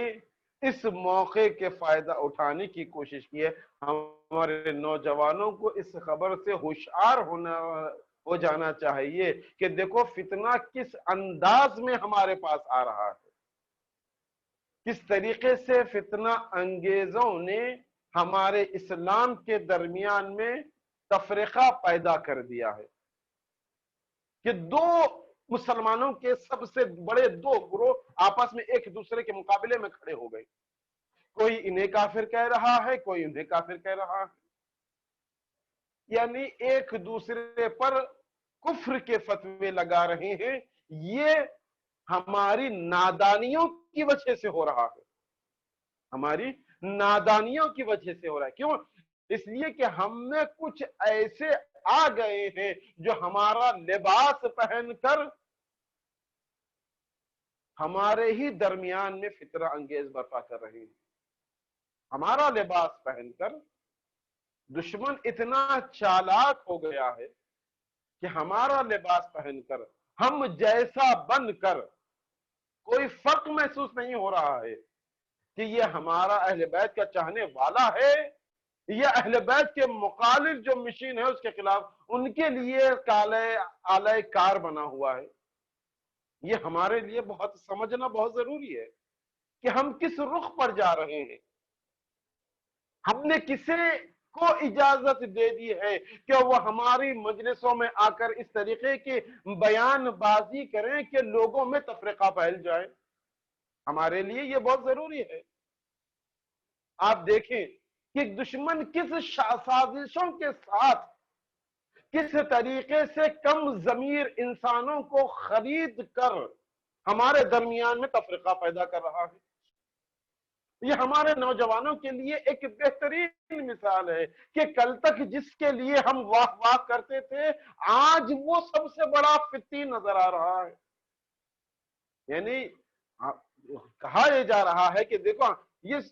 صرف ایسا نہیں کہ ممبر پر آنے والوں کی ساری ذمہ داریاں ہوتی ہے، نہیں، ممبر پر کے نیچے جو بیٹھے ہیں جو سن رہے ہیں ان کی بھی بڑی ذمہ داریاں ہو رہی ہے کہ وہ کس طریقے کا بیان سننا پسند کرتے ہیں، کس طریقے کے بیانات کو اپنانے کی کوشش کرتے ہیں۔ یہ نیچے والوں کی بڑی ذمہ داریاں ہوتی ہے۔ ہر کس و ناکس آ رہا ہے جو اس قصے کی زبان سے یہودی کہلوانا چاہتے ہیں، عیسائی کہلوانا چاہتا ہے، وہ ہمارے لباس میں آ کر وہی کہہ رہا ہے جو یہود و نصارہ اس کی زبان سے کہلوانا چاہتی ہیں۔ ہم بڑے خوش ہیں کہ فضائل اہل بیت پڑھے جا رہے ہیں، مصائب آل محمد پڑھے جا رہے ہیں۔ اس سے بہترین مصائب کوئی پڑھنے والا نہیں ہے، اتنے بہترین فضائل کوئی بیان کرنے والا نہیں ہے، لیکن دراصل وہ دیمک کی طرح۔ اب دیکھیں مثال یہ دی جاتی ہے کہ اگر آپ کا دشمن بھیڑیے کی شکل میں ہو تو اس سے لڑنا آسان ہے۔ کیوں؟ اس لیے کہ وہ آپ کے مقابلے میں ہوتا ہے، آپ اسے دیکھ سکتے ہیں، محسوس کر سکتے ہیں۔ لیکن اگر آپ کا دشمن دیمک کی صورت میں آئے تو ہمیں پتہ ہی نہیں چلتا کہ کب اس نے ہمیں اندر سے کھوکھلا کر دیا ہے۔ جب ہم اٹھے ہیں اسے مارنے کے لیے تو ہمارے اندر اتنی طاقت باقی نہیں رہ جاتی کہ ہم اس کا مقابلہ مقابلہ کر سکے. کیوں؟ اس لیے کہ ہم اندر سے اتنے کمزور ہو چکے ہیں. دشمن نے ہماری جڑوں کو کھوکھلا کر دیا ہے دیمک کی صورت میں آ کر. اس کا مقابلہ کیسے کیا جائے گا جو ہمارے ہی اندر موجود ہو؟ یہ سب سے بڑا دشمن ہے.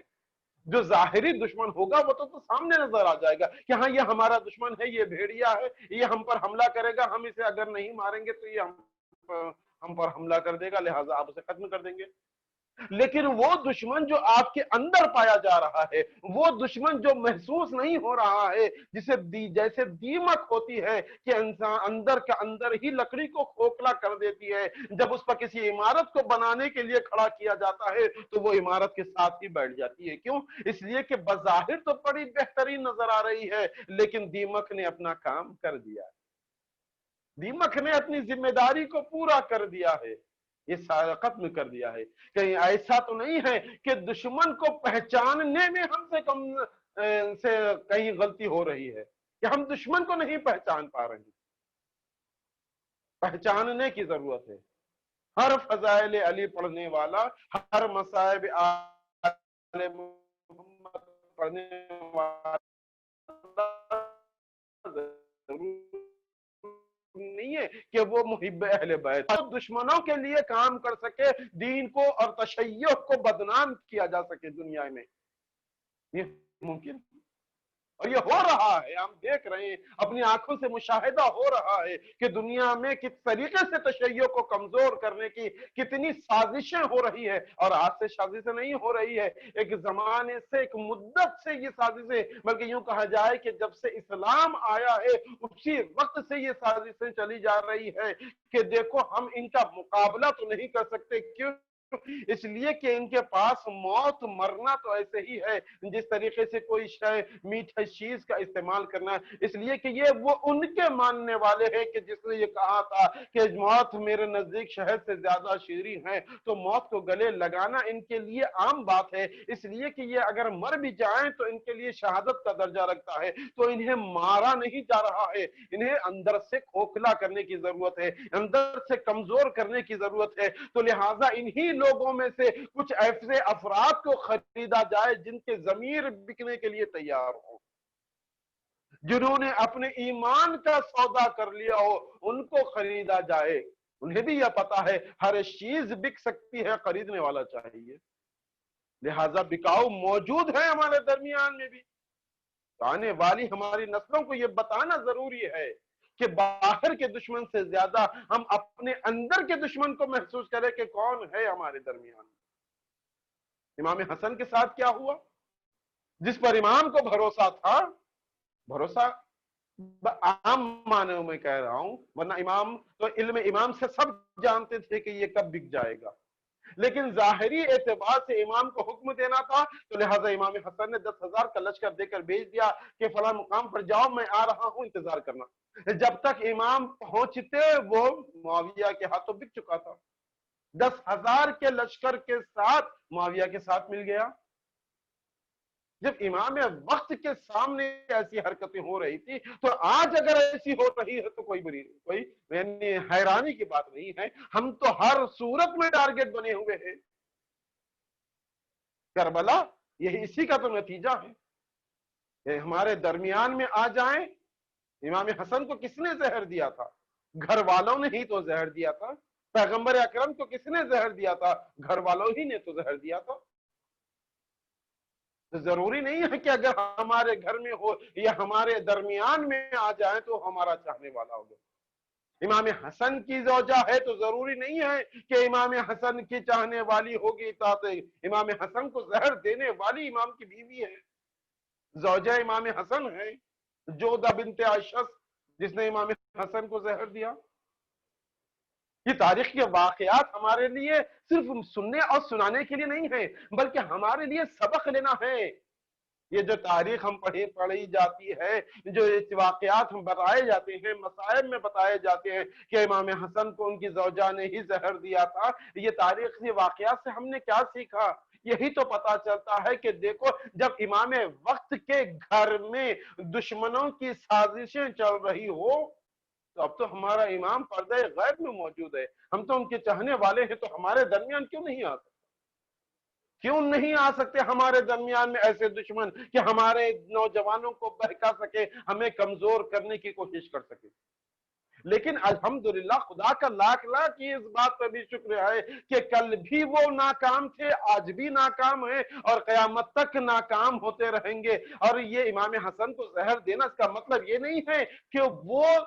جودہ بنت اشعث اپنے مقصد میں کامیاب ہو گئی، نہیں، مقصد میں کبھی وہ کامیاب نہیں ہوئی ہے، نہ ہی اسلام کو کچھ نقصان پہنچا ہے، نہ اسلام کو کل وہ نقصان پہنچا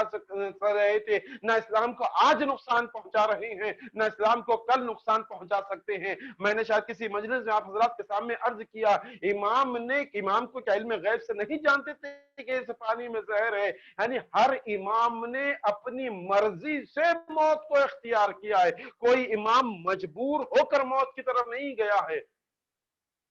امام علی علیہ السلام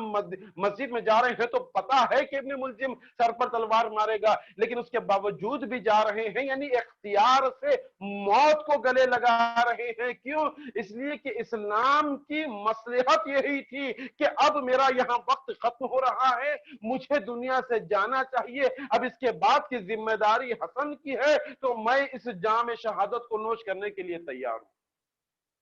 امام حسن کے دور میں بھی وہی ہوا ہے، امام جانتے تھے کہ پانی میں زہر ملا ہوا ہے، لیکن یہاں پر میرا دنیا سے جانا ہی اسلام کو فائدہ پہنچا سکتا ہے، لہذا جام شہادت کو نوش فرمایا۔ ورنہ کوئی مائیکل لال میں وہ اتنی ہمت نہیں تھی کہ وہ امام وقت کو شہید کر سکے۔ میں پوری ذمہ داری کے ساتھ یہ کہہ رہا ہوں، اسلام میں مرنا، شہید ہونا کامیابی کی دلیل نہیں ہے، مقصد کو دیکھا جا رہا ہے۔ جودہ بنت اشعث کا مقصد یہی تھا، ابن ملجم کا مقصد یہی تھا کہ امام کو یہی قتل کر دیا جائے تاکہ امامت کا سلسلہ یہی ختم ہو جائے، لیکن اللہ نے یہ چاہا تھا کہ قیامت تک یہ سلسلہ باقی رہے گا، تو یہ سلسلہ قیامت تک باقی رہے گا۔ تم اپنی سازشیں چلتے رہو، اللہ اپنی سیاست چلتا رہے گا، تم اپنی مکاریاں دکھاتے رہو، اللہ اپنی سازشیں دکھاتا رہے گا۔ اللہ جانتا ہے کہ کس طریقے سے امامت کی ذمہ داری ہو، اللہ جانتا ہے کہ اپنے دین کی کس طریقے سے حفاظت ہو۔ جب تک امام حسن کی ذمہ داری تھی، امام حسن نے نبھائی، یہ ان کی کامیابی کی دلیل نہیں ہے۔ آج اگر وہ تشیع کو ختم کر رہے ہیں، تشیع کو مار رہے ہیں، تو اس کا مطلب یہ نہیں ہے کہ وہ کامیاب ہو رہے ہیں، نہیں، جتنا ہمیں قتل کیا جا رہا ہے ہم اتنا ہی عام ہو رہے ہیں۔ لیکن دنیا میں آپ دیکھیں، جتنا ہمیں دبایا جا رہا ہے ہم اتنا ہی اوپر اٹھ رہے ہیں۔ تو لہٰذا ہم اپنے دشمن کو یہ پہچان لیں کہ کون ہے۔ باہر کے دشمن کی میں گفتگو نہیں کر رہا ہوں، باہر کا دشمن تو کھلا ہوا ہے، وہ کھل کر یہ اعلان کر رہا ہے کہ ہم اسلام کے مخالف ہیں، ہم اسلام کے مخالف ہیں، لیکن ہمیں سب سے زیادہ خطرہ وہ ہے کہ جو اسلام کا لبادہ پہن کر، اسلام کا لباس پہن کر ہمارے درمیان میں آ کر علی کے فضائل پڑھ کر، حسین کے مصائب پڑھ کر ہمیں دھوکہ دے رہے ہیں۔ ہمیں ان سے بچنا ہے جو ہمارے عقیدوں کو کھوکھلا کر رہے ہیں۔ دشمن کی سازشوں کو پہچانیں تاکہ یہ فتنہ جلد سے جلد ختم ہو سکے۔ یہ جو اسلام میں تفریقہ ڈالنے کی کوشش کی جا رہی ہے کہ یہ لوگ آپس میں لڑتے رہیں، ہم اپنا کام کر لیں، یہ لوگ آپس میں لڑتے رہیں ہم اپنا کام کر لیں، یہ ان کی سازشیں یہی ہے کہ ان کو ان سے کٹوایا جائے اور ان کو ان سے کٹوایا جائے، لہذا ان کے درمیان میں پھوٹ پیدا کر دی جائے۔ بس عزیزو، آج کی میں آپ کی زحمت تمام کر چکا۔ دشمن کو پہچاننے کی ضرورت ہے، بے نقاب کرنے کی ضرورت ہے، بس اس کے لیے ہمت چاہیے۔ جس طریقے سے ایک بی بی نے، ایک خاتون نے دشمن کو بے نقاب کیا تھا، آپ دیکھیں، ہاتھ رسی سے بندھے ہوئے ہیں، نرغے آدھا ہے، دشمن ہے، دربار ہے، ابن زیاد کا دربار، اس طریقے سے دشمن کو بے نقاب کیا۔ اور اس زمانے میں بھی علی کے چاہنے والے ہیں، ایسے چاہنے والے کہ جس نے دشمنوں کی سازشوں کو محسوس کر لیا تھا کہ دشمن کس طریقے سے، کل بھی آپ دیکھیں کوفے میں جب جناب مسلم کو بھیجا گیا تھا، امام حسین نے اپنا سفیر بنا کر، میں گفتگو کر رہا تھا کہ یہ ہمارا لباس پہن کر ہمارے درمیان میں آ رہے ہیں، یہ آج کی سازشیں نہیں ہیں، یہ سن 60 ہجری میں بھی ابن زیاد نے کوفے میں یہی کام کیا تھا۔ بنی ہاشم کا جو لباس تھا وہ مخصوص لباس تھا، یہ میں تاریخ سے پڑھ رہا ہوں۔ بنی ہاشم جس طریقے کے کپڑے پہنتے تھے، ان سے یہ پتہ چل جاتا تھا کپڑے پہننے کے ڈھنگ سے کہ یہ بنی ہاشم کا خاندان ہے، اس لیے کہ بنی ہاشم کے نوجوان ایسے ہی کپڑے پہنتے ہیں، اسی طریقے کا جبہ ہوتا ہے، اسی طریقے کا امامہ لگاتے ہیں، اسی طریقے کی رضا پہنتے ہیں، ان کا ایک خاص انداز تھا بنی ہاشم کے گھرانے کا۔ یہ سارے لوگ جتنے مسلمان تھے سب جانتے تھے۔ جب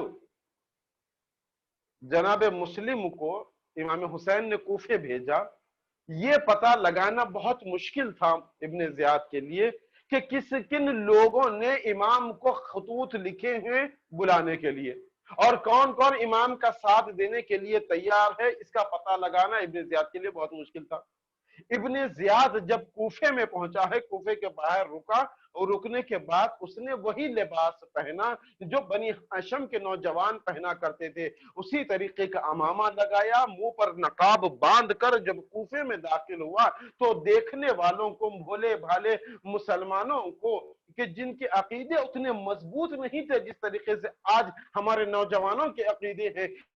اتنے مضبوط نہیں تھے، جب آنے والوں کو دیکھا تو کسی نے یہ اعلان کیا کہ حسین ابن علی آ گئے ہیں۔ لوگ استقبال کے لیے جوق در جوق جا رہے ہیں، جوق در جوق جا رہے ہیں کہ حسین ابن علی آ رہے ہیں، سلام درود ہو رہا ہے، سلام یا ابن رسول اللہ، سلام فرزند رسول، آپ پر درود و سلام ہو، مجمع ہے کہ جو جمع ہوا ہے استقبال کے لیے۔ لیکن جیسے ہی دارالامارہ تک وہ پہنچا ہے، پہنچنے کے بعد اس نے دارالامارہ کے دروازے کو جب زور سے ایک لات ماری ہے تو وہاں پر کھڑا ہوا ایک بزرگ نے کہا کہ خبردار، یہ حسین ابن علی نہیں ہو سکتے، جس تکبر کے انداز میں اس نے دروازے پر لات ماری ہے یہ یقیناً ابن زیاد ہی ہو سکتا ہے۔ یعنی علامتوں کو دیکھ کر پہچان رہے تھے کہ یہ ابن زیاد ہے، اور ابن زیاد کی یہ چال تھی کہ بنی ہاشم کا لباس کھول لو تاکہ لوگوں کو پہچان سکو کہ کون علی والا ہے اور کون معاویہ والا۔ یہ سازشیں اسی زمانے سے چلی آ رہی ہے۔ آج ہمارے نوجوان یہی سمجھ رہے ہیں کہ جب آ کر ممبر پر بیٹھا ہے، علی کے فضائل پڑھ رہا ہے اور حسین کے مسائل پڑھا ہے تو یقیناً یہ چاہنے والا ہوگا۔ لیکن بزرگ جانتے ہیں، آپ نے بزرگوں سے پوچھے کیا یہ انداز خطابت ہو سکتا ہے، کیا یہ انداز بیان ہو سکتا ہے حسین کے چاہنے والوں کا؟ تو جن لوگوں نے علماء کی خطابتیں سن چکی ہے، جو علماء کو خطاب کرتے ہوئے بزرگ سن سکے ہیں، وہ بتا سکتے ہیں کہ نہیں، اس میں تو توہین اہل بیت ہو رہی ہے، اس میں تو توہین مولا کائنات بیان کی جا رہی ہے، اس میں تو پروردگار کی توہین کا ذکر ہو رہا ہے، یہ حسین کا کردار نہیں ہو سکتا، یہ تو حسین کی دشمنوں کی سازشیں ہیں جو حسین کا نام لے کر ہمارے نوجوانوں کو بہکانے کے لیے آیا، دھوکہ دینے کے لیے آیا۔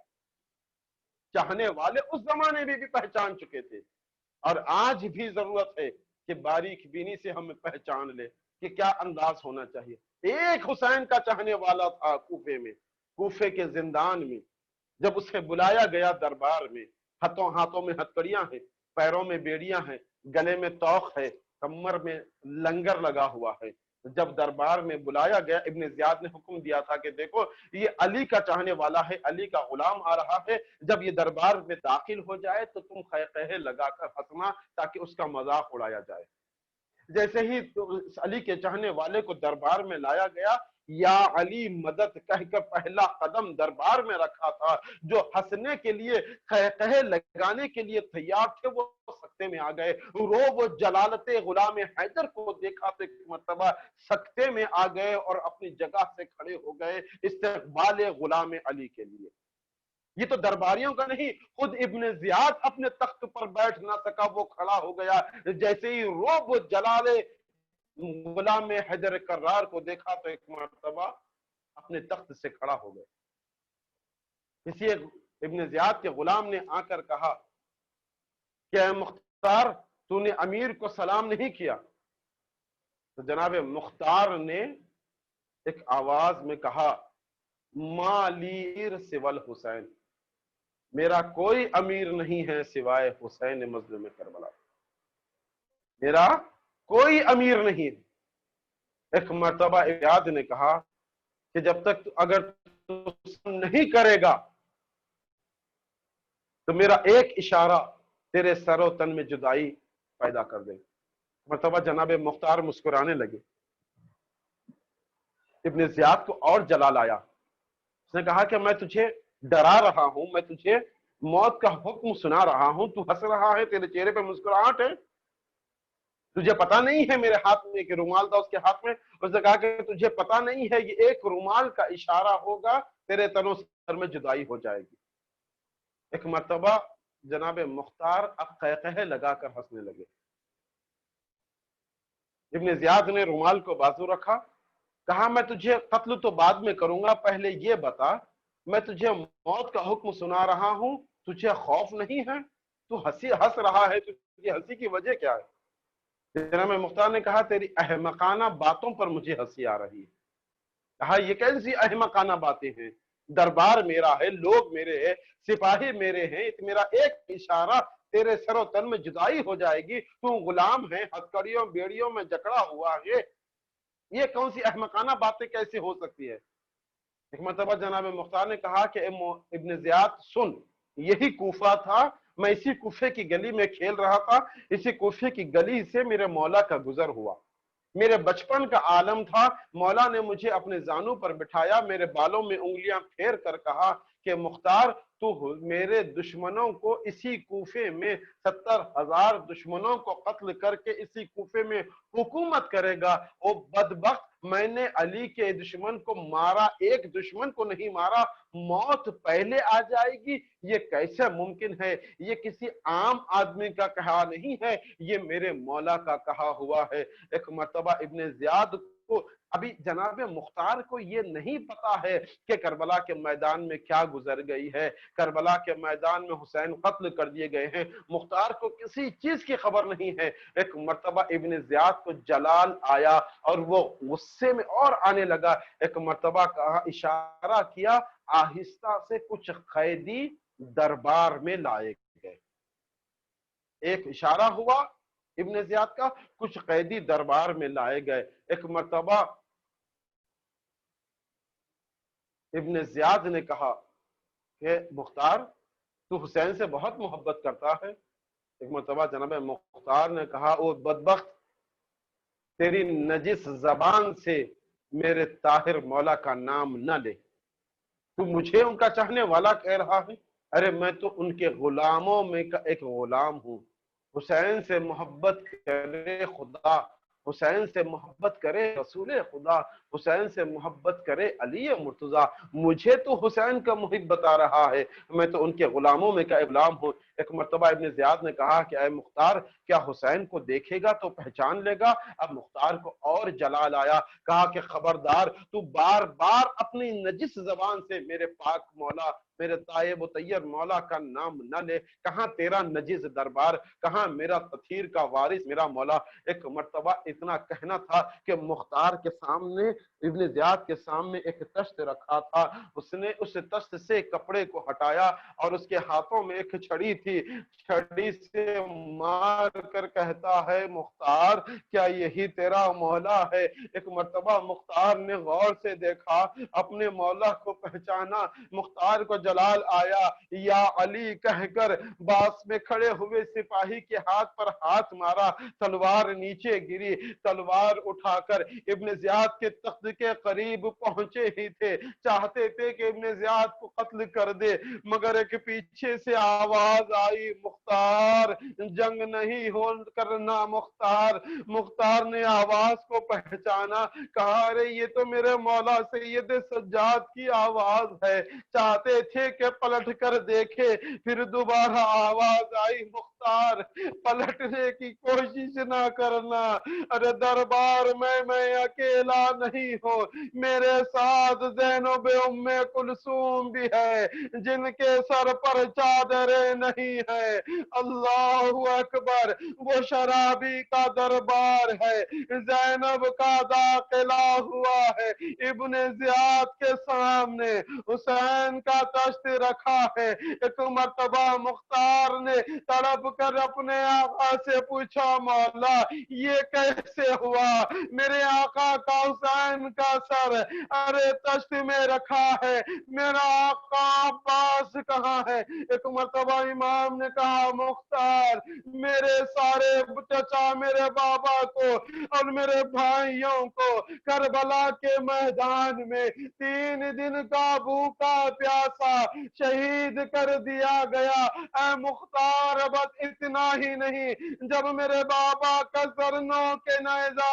پر بلند ہوا، قیام کو آگ لگائی گئی، زینب ام کلثوم کی چادریں چھینی گئی۔ اے مختار میرے بابا کا لاشا بے غسل و کفن کربلا کے میدان میں پڑا ہے، بیٹا موجود ہے مگر ہاتھوں میں ہتھکڑیاں پیروں میں بیڑیاں۔ إلى لعنة الله على قوم الظالمين وسيعلم الذين ظلموا أي منقلب ينقلبون ربنا تقبل منا إنك أنت السميع العليم بحق محمد وآله الطيبين الطاهرين۔ پروردگار واسطہ تجھے محمد وآل محمد کے ذکر قلیل کو ذاکر عقیل سماعت کے سامعین کرام اور بنا کو بانی محترم سے قبول فرما۔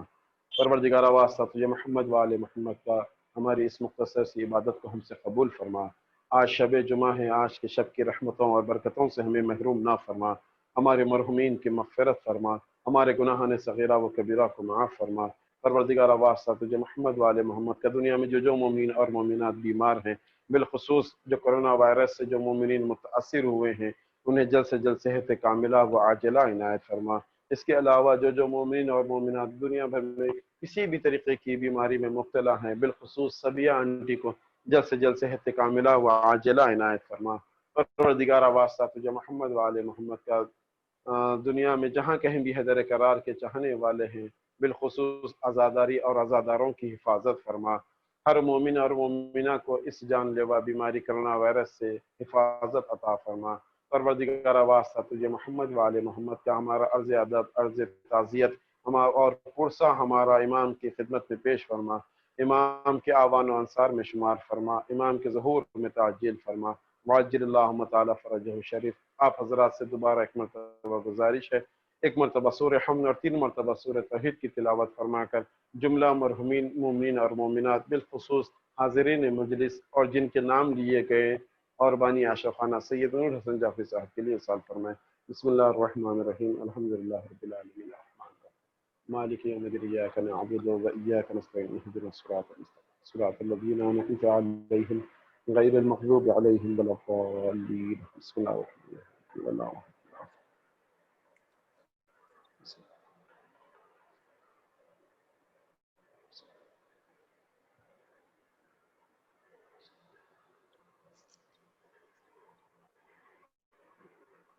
عجل اللہم تعالی فرجہ شریف۔ ماتم حسین۔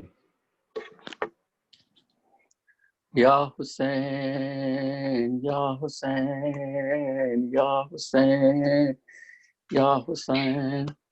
اے میرے پاپا جان ہو رہی ہے اذان، سر چھپاؤں کہاں، اے میرے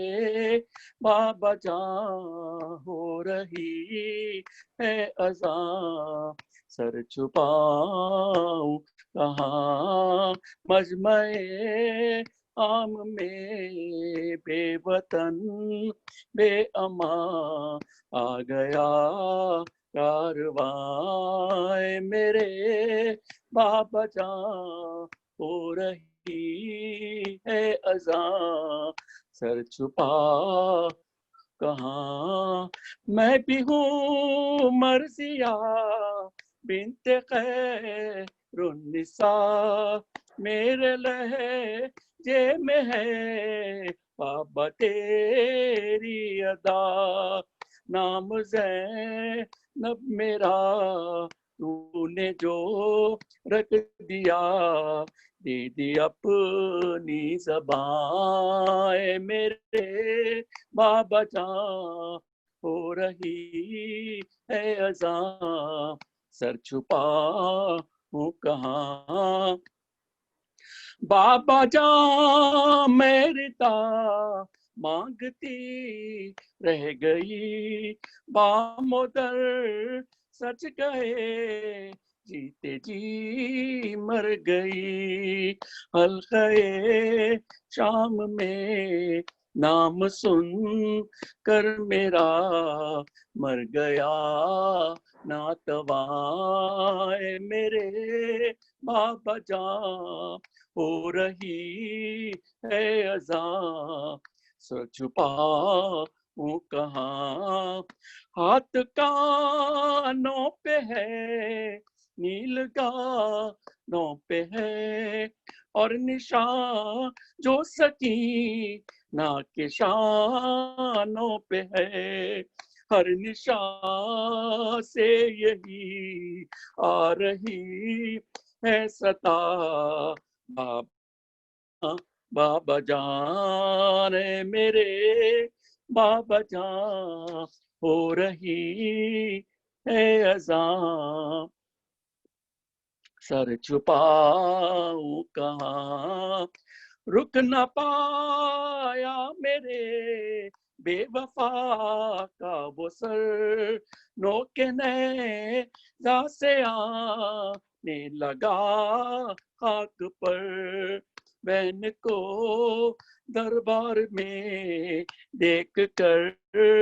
नंगे सर, सह न पाया जवान मेरे बाबा जान, हो रही है अज़ां, सर छुपाऊं कहाँ। कल थी मैं आज मैं भी हूँ दरबार में, मिसले सहरा कड़ी हूँ मैं अखी यार में। उस तरफ है शकी, इस तरफ रह गई बेपदर बेटियां मेरे बाबा जान, हो रही है अज़ां, सर छुपाऊं कहाँ। ऐसा खुद दिया मैंने दरबार में, दिख रहा है जो यार तेरे प्यार में। लहज़े हैदरी हर अज़ां के लिए है सदा ए अज़ां मेरे बाबा जान, हो रही है अज़ां, सर छुपाऊं कहाँ। या हुसैन या हुसैन।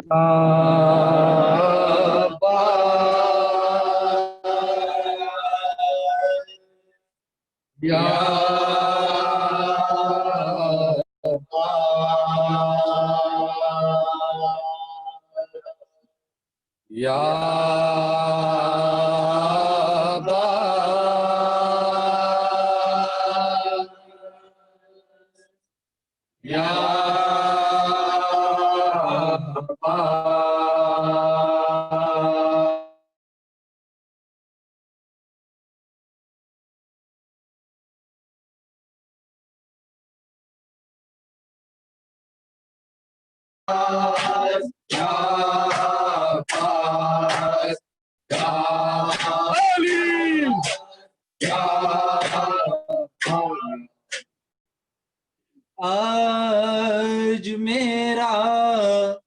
अब्बास जो होता, आज मेरा अब्बास जो होता, आज मेरा अब्बास जो होता, چلتا نہ حلقے شاہ پہ خنجر، آج میرا عباس جو ہوتا، آج میرا عباس جو ہوتا، جلتا نہ خیمہ چھنتی نہ چادر، آج میرا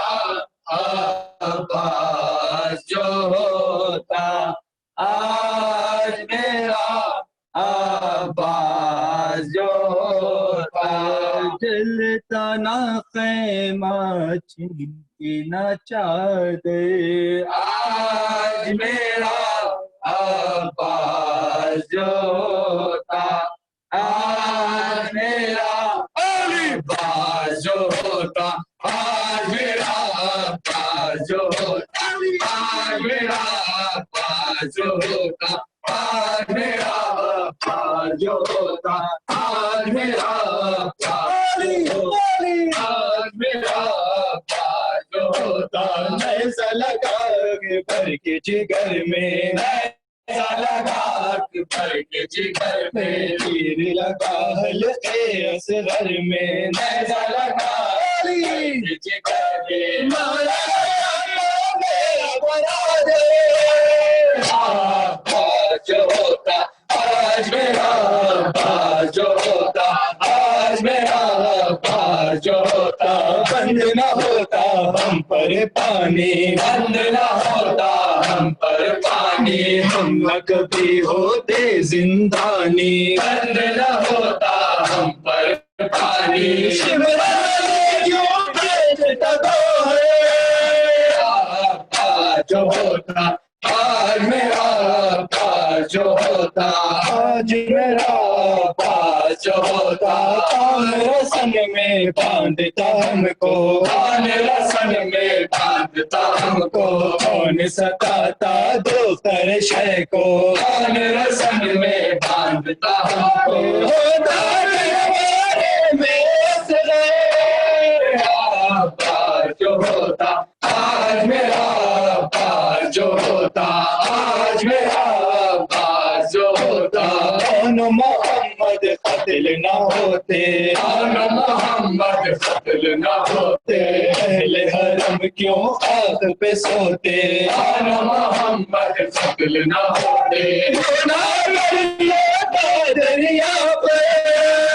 عباس جو ہوتا، آج میرا عباس جو ہوتا، آج میرا عباس جو ہوتا، پر سر سر بھر کا،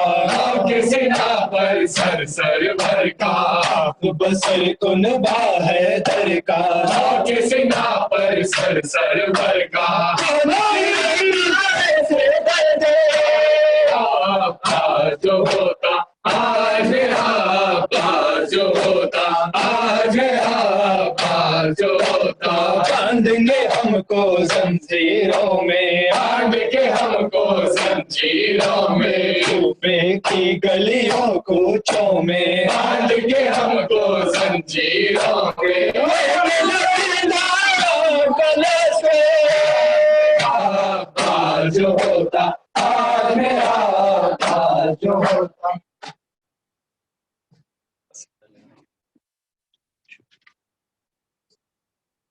اسیر ہے حرم کو کیا حسین کے بعد، اسیر ہے حرم کو کیا حسین کے بعد، اسیر ہے حرم کو کیا حسین کے بعد، خیام شہر کو جلایا،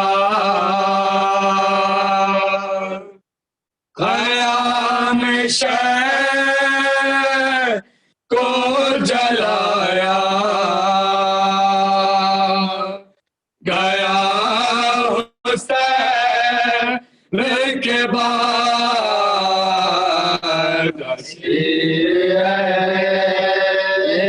حرم کو کیا حسین کے بعد اسیر حرم کو کیا حسین کے بعد خیام شہر کو جلایا خیام شہر کو جلایا گیا حسین کے بعد اسیر حرم کو کیا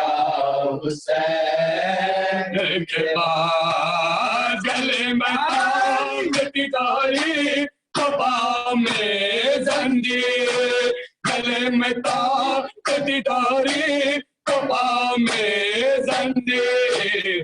ظلم آفد مزتر تھا حسین کے بعد اسیر حرم کو حسین کے بعد اسیر اہل حرم کو کیا حسین کے بعد نبی کے آل کتاب یہ ہوئی یارا نبی کی آل کتاب یہ ہوئی یارا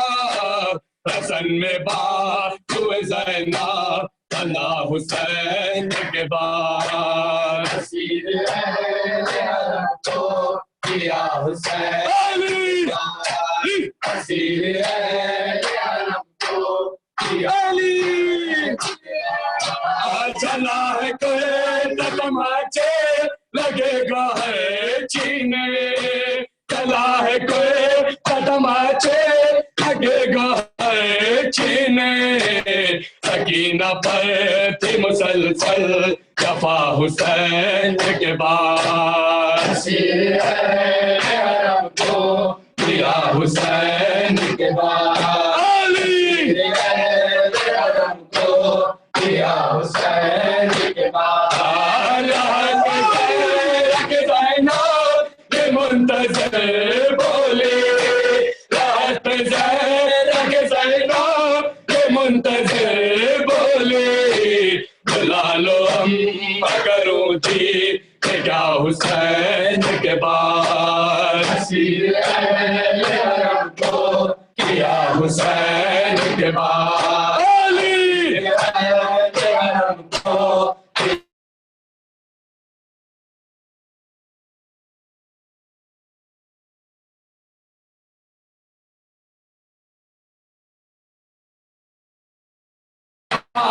تو فاطمہ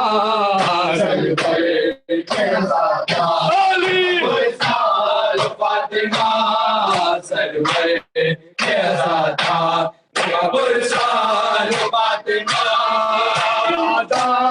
ایک سر بہتر کے سر دیے شبیر کے انسار کا پرسار تو فاطمہ سرور کے زادہ کا پرسال فاطمہ سرور کے زادہ کا پرسال فاطمہ انور بھائی بسم اللہ متوجہ زیارت بسم اللہ الرحمن الرحیم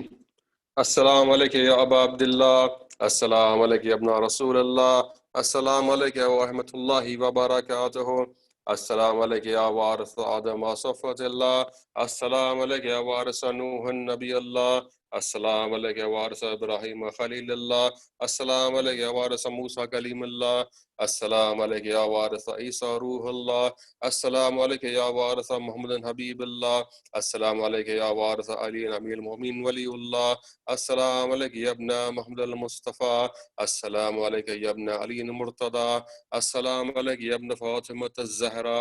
السلام علیک یا ابن خدیجہ الکبریٰ، السلام علیک یا ثار اللہ وابن ثارہ والبت الموتور، اشہد ان قد اقمت الصلاۃ وآتیت الزکاۃ وأمرت بالمعروف ونهيت عن المنكر وأطعت الله ورسوله حتى أتاك اليقين، فلعن الله أمة قتلتك ولعن الله أمة ظلمتك ولعن الله أمة سمعت بذلك فرضيت به. يا مولاي أبا عبد الله، أشهد أنك كنت نور في إصلاب الشامخة والأرحام المطهرة، لم تمسك الجاهلية بأنجاسها ولم تلبسك من ملهمات ثيابها، وأشهد أنك من دعم الدين وأركان المؤمنين، وأشهد أنك المبر التقي الرضي الزكي الهادي المهدي، وأشهد أن الأئمة من ولي كلمة التقوى وعلام الهدى والعروة الوثقى والحجة على أهل الدنيا، وأشهد الله وملائكته وأنبياءه ورسوله أني بكم مؤمن وبيا بكم موقن بشرائع خواتم عملي،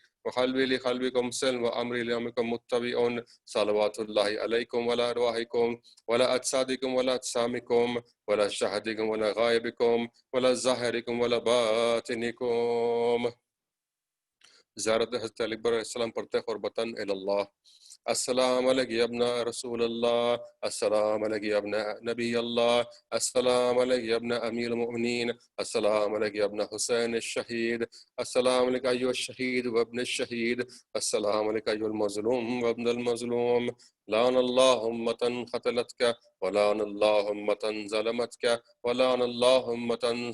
سمعت بذلک فرضیت به. زیارت شہداء کربلا علیہ السلام پڑھتے ہیں قربتاً الی اللہ.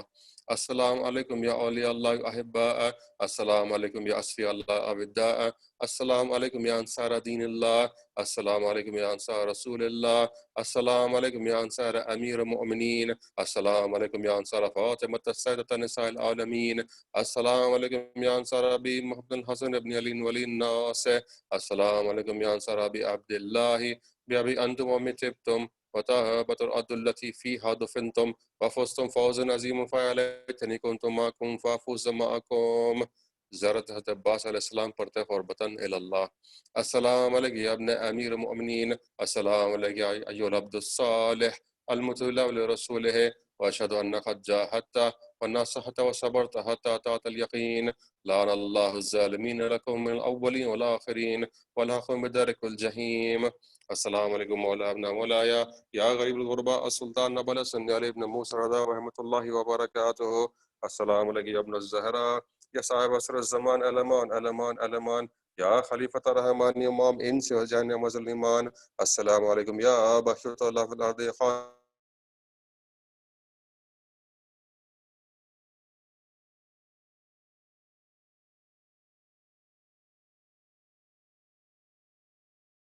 محمد وعجل فرجهم ولعن عدوهم.